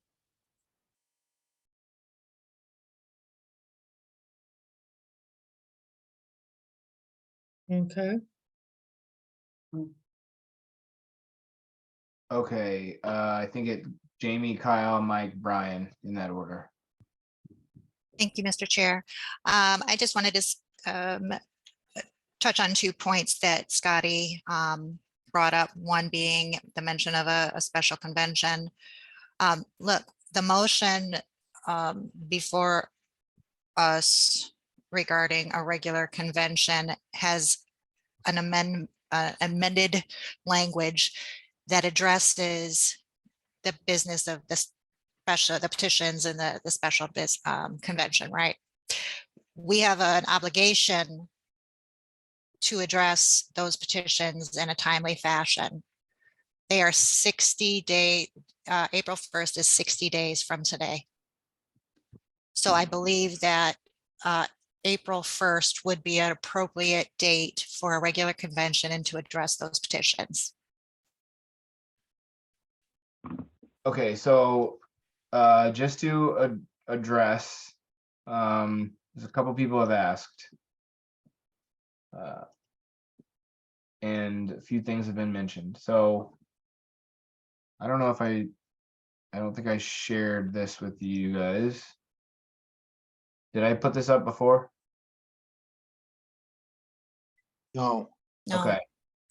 All right. From today until April 1st is 60 days. Right. If you include the day of, it's 61.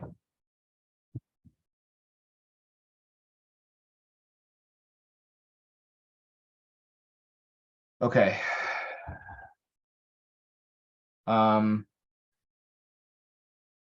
Now it's Kyle, Mike, and Brian. I just want to remind everybody that we do have a motion that's been seconded.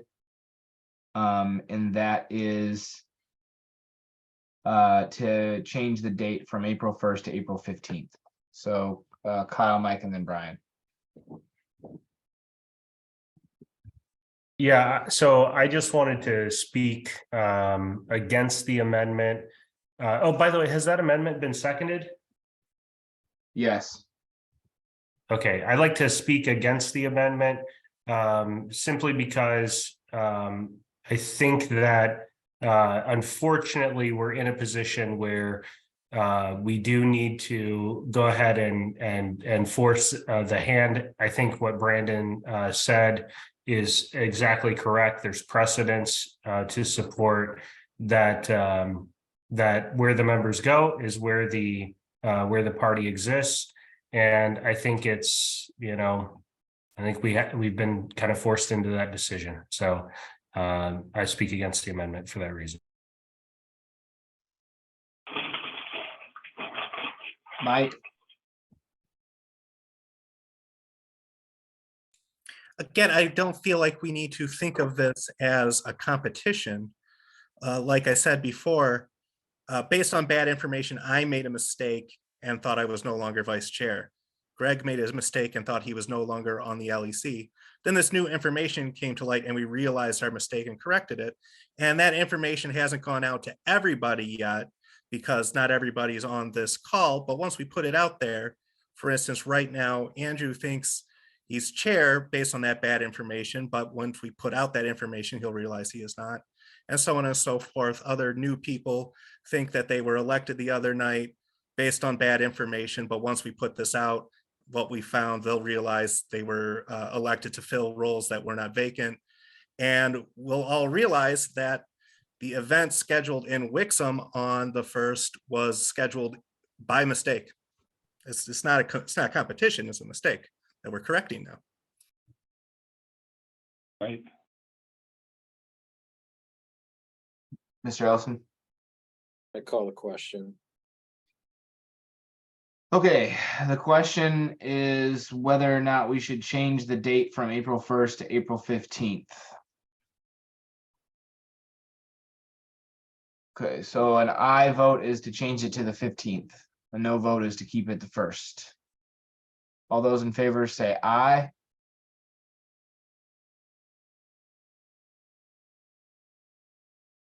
All those opposed? Aye. Nay, no. Hey, No. No. Okay. Mary really didn't like that one. Okay. Is there anybody on this call other than Jason who's an affiliate chair? Because we just got the call for convention in Wixom on April 1st. Mike, I don't believe I have. I received the call. I got Okay. the call. I got it a couple days ago. I'm an Yeah, I got it affiliate. on the 30th. Some Late on. bad emails to me. okay. Spider-Man here. I also am an affiliate chair and I got the call. Hey, Okay. Spidey. Okay. All right, that brings us back to the Spider-Man. main motion, which is to call a regular convention that also fills the need of the petitions for special convention business on April 1st in Lansing, Michigan, to enable as much participation as possible by our members. Okay. Any additional conversation? Call the question. Anyone object? All right, you guys want to do a roll call vote on this, or? Yes, please.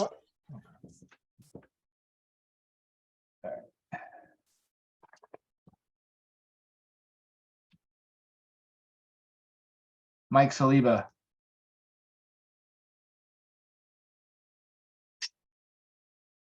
Mike Saliba. All right, we'll come back to Mike. Mary Bazuma, Yes.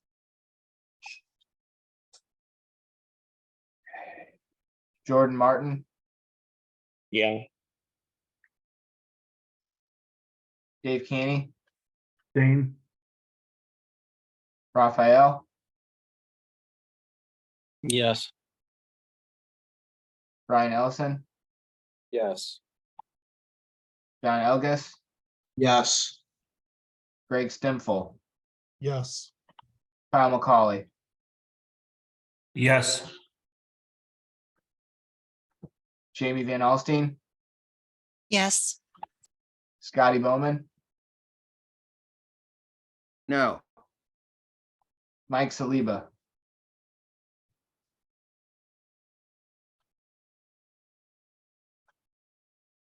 Mike,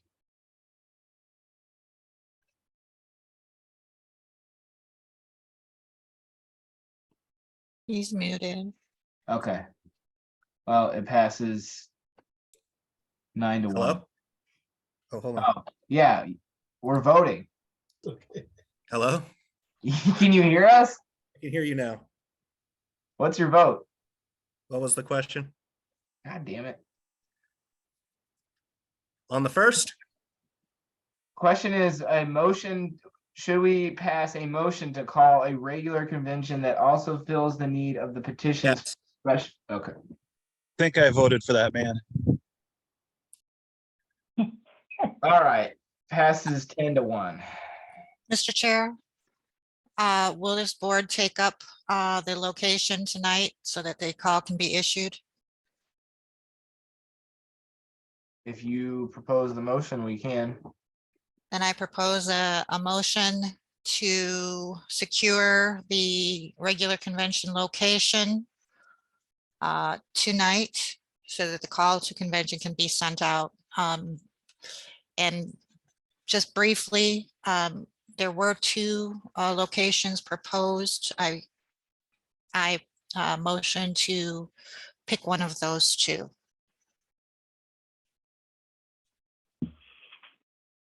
I'll second that. Okay, that. That's Okay. like, point of order, that's kind of like a motion that doesn't really say a whole lot. Yeah.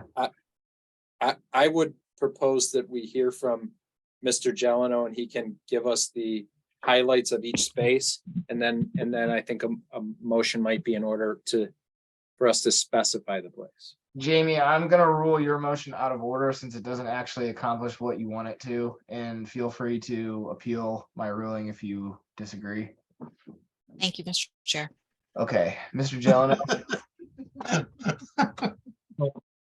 I think the two locations are substantially equivalent. I think the Hilton Garden Inn is a better facility we've used more recently. The Ramada, which is across the street, the prices are almost identical. And I would recommend that we go with the Hilton Garden Inn Lansing. And I can provide you that address here so that it can go out if you adopt that. It is what is the location? You think you could get it right here on all the various things online. Give me just a Bill, second here. I have the address here. Thank you. I sent it earlier. 633 North Canal Road in Lansing. Right off the freeway. Easy for everybody to find.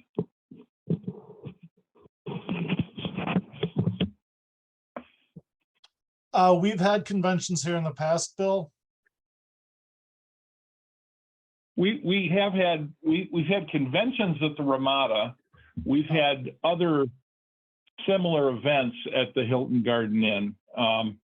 And the difference between the two is just at the Ramada, we've had the overnight portions where we've had the 2 or 3 day events. The Hilton Garden Inn, we had a very large outreach event there that was of a similar size to that we've had during a convention in terms of attendees. Let me ask you one question.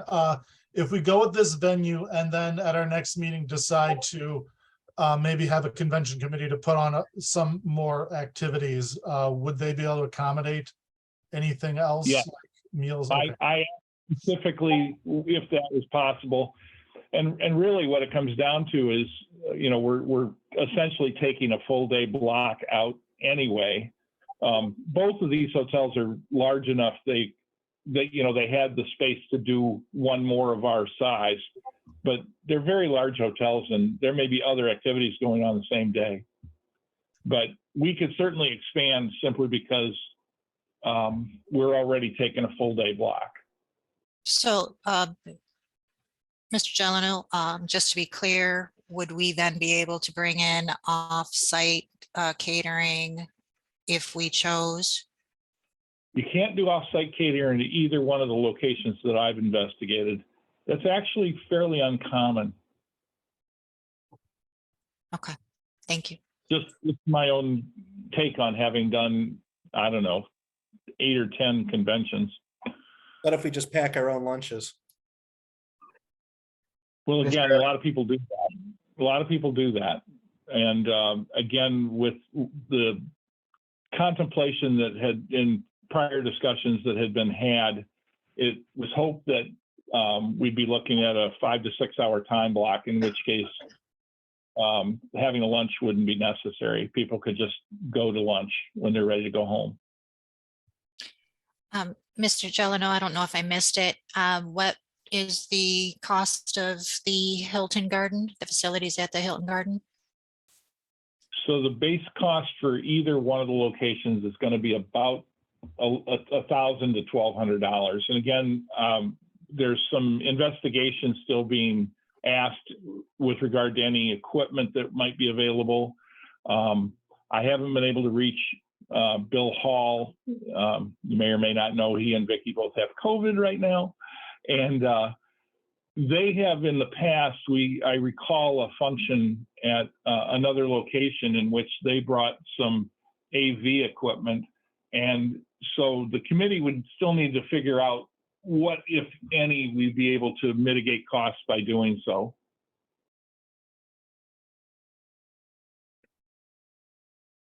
Thank you. You bet.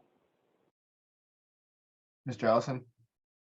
Yeah, I just have one question. What, Bill, if you know, what is the classroom capacity for this location? Nearly as big as we could ever want it. It's expandable. I talked to them about having between 100 and 125 delegates. I thought that was pretty reasonable and as large as anything we've had in years. I doubt it's going to be larger than that, but certainly both of the facilities have expandability. Mr. Jeleno, I have one final question. If the board decides on securing this location, we have to send out a call to the convention tonight. How sure are we that we'd have this facility? I have the contract pending, and both facilities have sent me a contract and have asked that I let them know as soon as the board decides. Both parties were aware that I was acting as a proxy for the board and that there was this meeting tonight.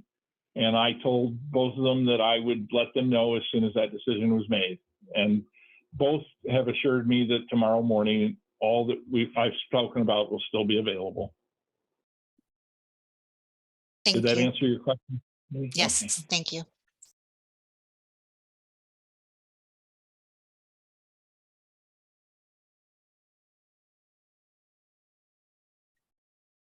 All right. Brian's got his hand up.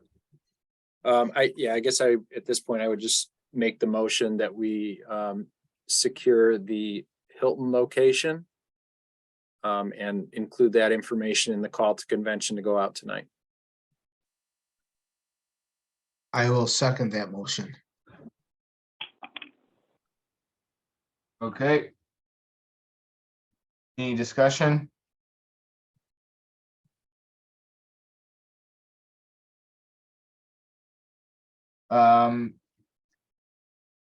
Would anyone like to move to authorize payment for the location or amend the motion to do so?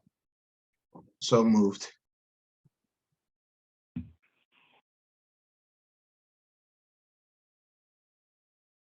there a second? Second. Okay, Scotty? Yes, I'd like to amend the motion to include the board calling on our chairman, Joe Brungart, to contact the Wixom place and inform them that we have canceled there since the check was signed by him. And if it is a non-refundable deposit, then we forfeit the deposit, but that the signer of the check representing the Libertarian Party Executive Committee Point of information, is this an cancel that amendment? event. Is this an amendment, Scotty, Yeah. or is this Yes. Scotty, a motion? Scotty, that's very different than the topic we're discussing. Well, if I may speak freely, Absolutely. okay, is just that it seems to me that if we are going to make the move that April 1st is the date of the convention, we're having it at, I think we had mentioned the Ramada over there in Lansing, that it is appropriate to inform the location that previously thought this corporation was having a convention at their location, to let them know that we are not doing it. And But that point of order, we this is cancel. absolutely not germane to the motion on the floor right now. It would be absurd to think that everything that we do has to be contained in a single motion. Scotty, We're I'm trying to gonna handle one piece of business. rule this out of order and ask that you make it as a separate motion. Okay, yes, sir. Please, thank you. All right. Okay. So Greg, do you have the motion and amendment?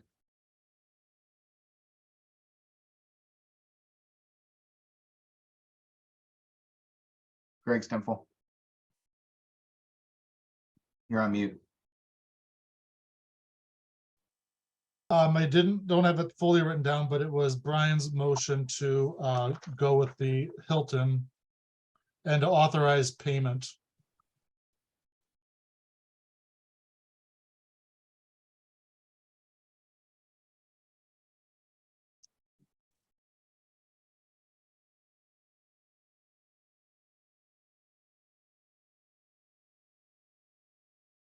Oop, I can't hear anyone. There's something wrong with my audio.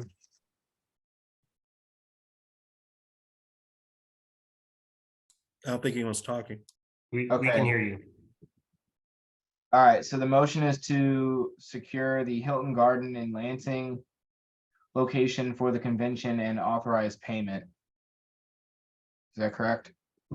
Yes. Do we need Okay, a second?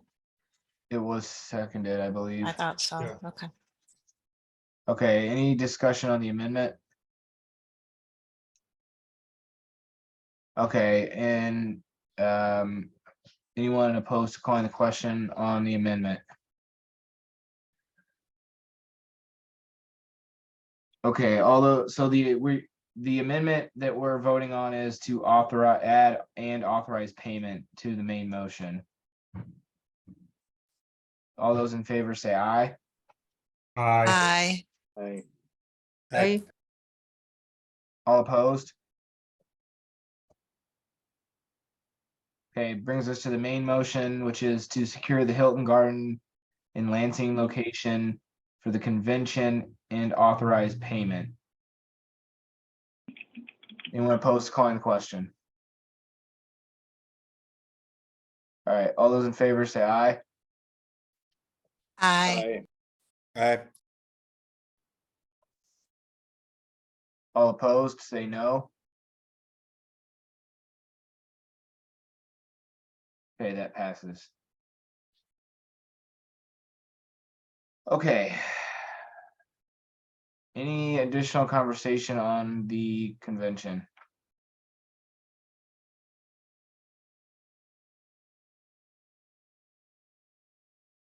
All right, Mr. Chair, if I may, yes, sir. how are we delivering the call to the members? Just logistically, if I may ask. I would ask, I guess, if someone wants to make a motion to authorize Greg to act as secretary in order to send the call clarification, this would only go to the affiliate shares. The call to membership, we should send out as soon as possible, but we technically have 30 days to do that. Right. Gregor, are you okay with sending the call to affiliate shares? I am, but I'd also think we should issue a statement as a LEC about this matter also. Okay. The call. But yes, I can do that. Mr. Chair, Yeah. point of information. Do we first need to do something to regain access to assets to set that to send that out? No, we have to call it tonight. We have to send the call tonight, and we're not going to be able to regain our email asset. Jamie, I wish we could do that. Okay. And we have all the email. It's only going to, a dozen or so people. Mr. Bowman.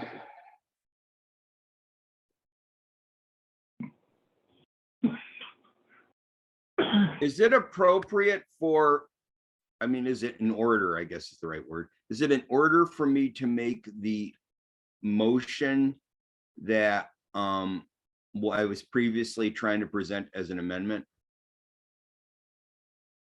I believe that is related to the topic of special convention. So, yes. Okay. In that case, I would again like the LEC to authorize the chair, Joe Brungart, to contact the VFW Hall 2290 in, I'm sorry, 2269, I meant to say, in Wixom, Michigan, to contact them and inform them that we have canceled the event that was scheduled on that date. Mr. Chairman, And also to inform when we put out information to the membership, to inform them that that event is canceled. Mr. Chairman, point of order. Scotty's motion is fine, but did we not have a motion on the floor to authorize me to send? We didn't. No one moved it or seconded it. All right. I'm not doing a good job of being secretary. Sorry. That's all right. I'll second Scotty's motion. Wait, sorry, Greg, you got to do a good job now because she's got to go out and pee. I'll be back in 5 minutes. All right. Okay. Backup secretary had to take her dog out to pee, so everyone speaks slowly. Okay, Scotty, let me make sure I've captured this correctly here. I'll read it. A motion to authorize the chair to contact the VFW Hall in Wixom and inform them we have canceled the event, as well as inform the members the event is canceled. Is that correct? Yes, it is, Mr. Chairman.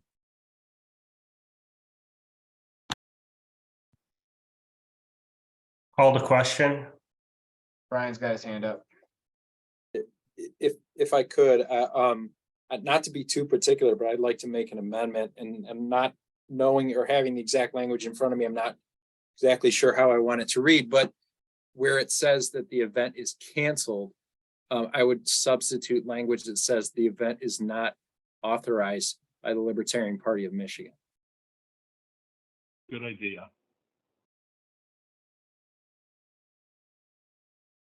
I'll second that amendment.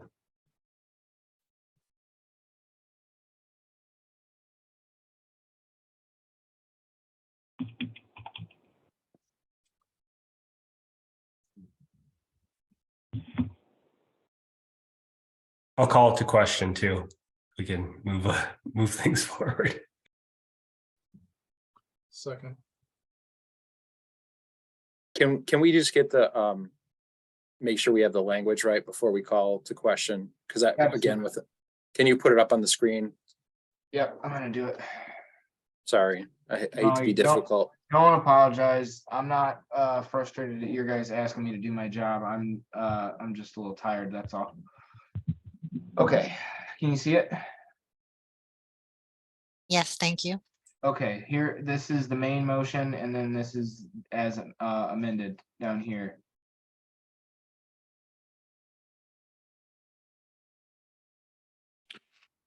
I've got a question. This is Raphael. Hey, Raphael. Should we, instead of saying it was canceled, should we say that the venue's been moved? No. Look at the current amendments on the screen, Raphael. Considering that the event at the VFW was a special convention and we're having a regular, it's actually not moved. And just to clarify, maybe it doesn't matter, but I would add where it says the party, I would have it say the Libertarian Party of Michigan. Good point. Thank you. You did say that, Brian. I just was. That's okay. That's why I wanted to see it. Thank you. You're welcome.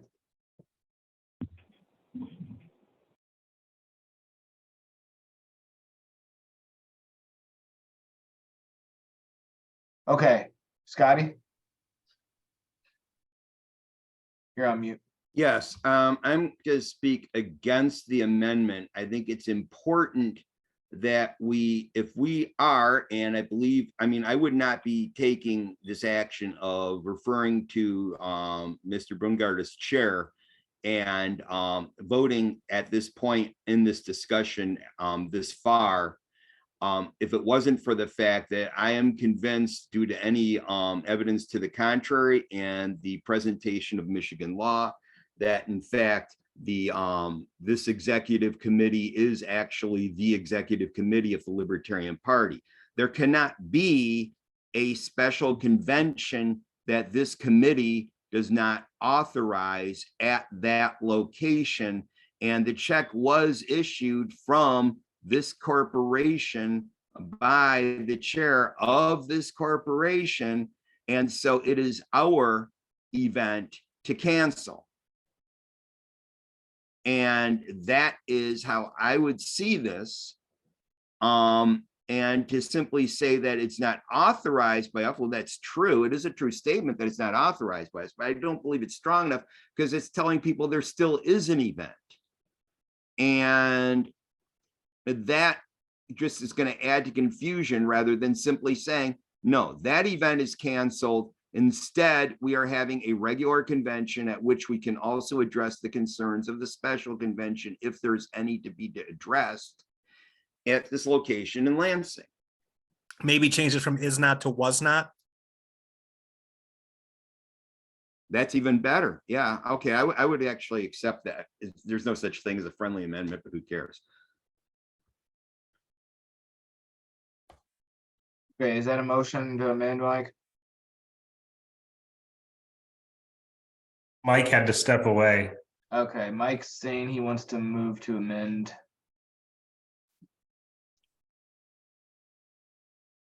All right, if we're gonna send out this call tonight, we gotta end the meeting at some point. Yeah.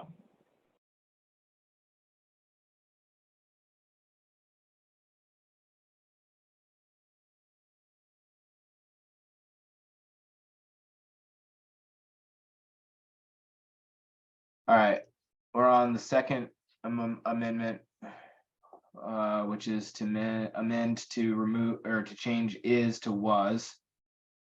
Call the question. All right. Call anybody all opposed? questions. Okay, anyone opposed to calling all questions? Okay. All right, all those in favor of changing is to was, say aye. Aye. Aye. All opposed, say no.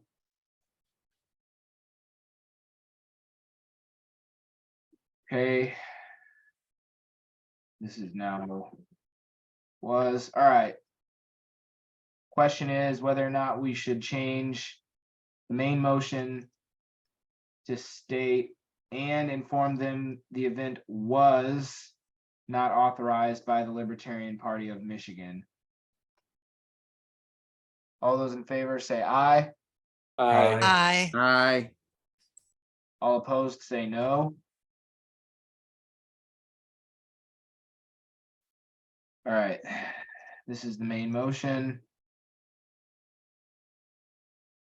All right, main motion is at least, this should say motion to authorize the chair to contact the VFW Hall in Wixom and inform them the event was not authorized by the Libertarian Party of Michigan and inform the members as well. All those in favor say aye. Aye. Aye. All opposed say no.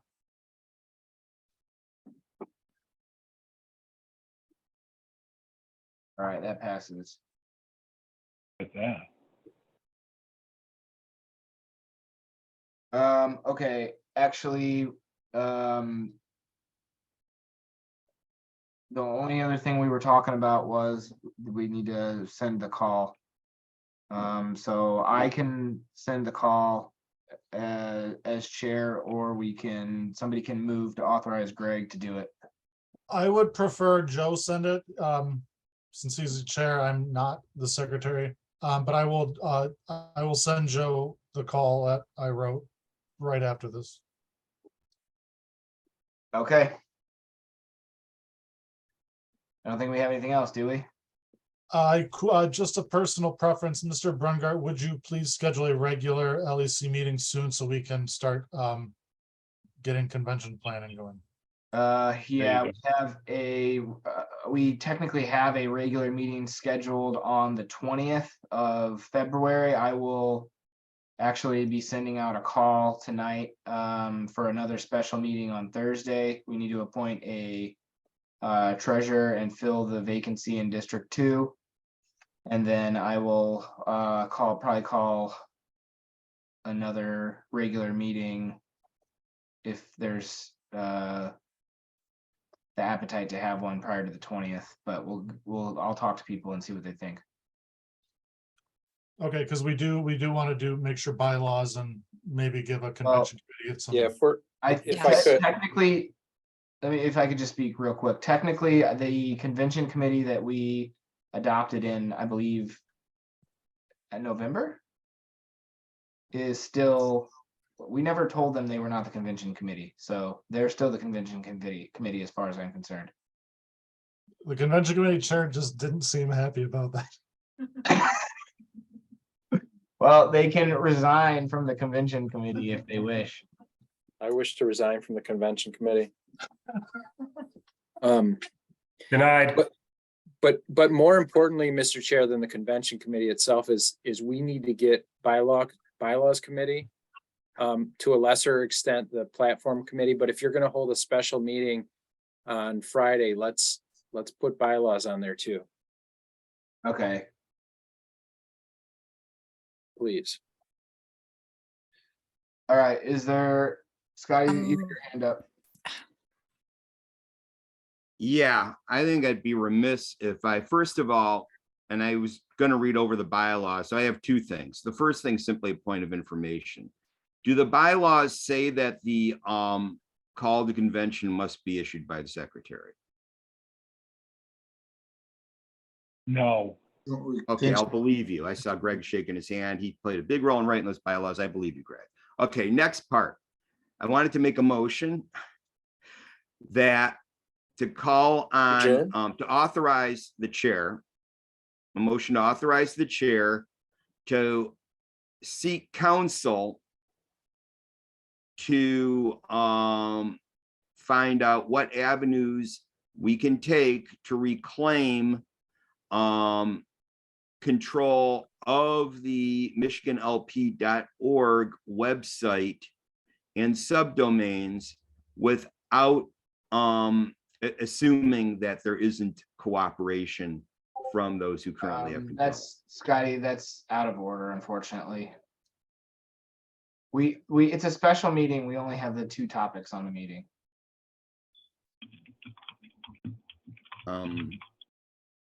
Scotty, you can ask to have add it to the next special meeting agenda if you'd like. I will ask that. Okay. I'm asking Can it. you, okay, I will do it. All right. Motion to adjourn. Second. All right. Anyone opposed to adjournment? Yo. Actually, just kidding. Okay.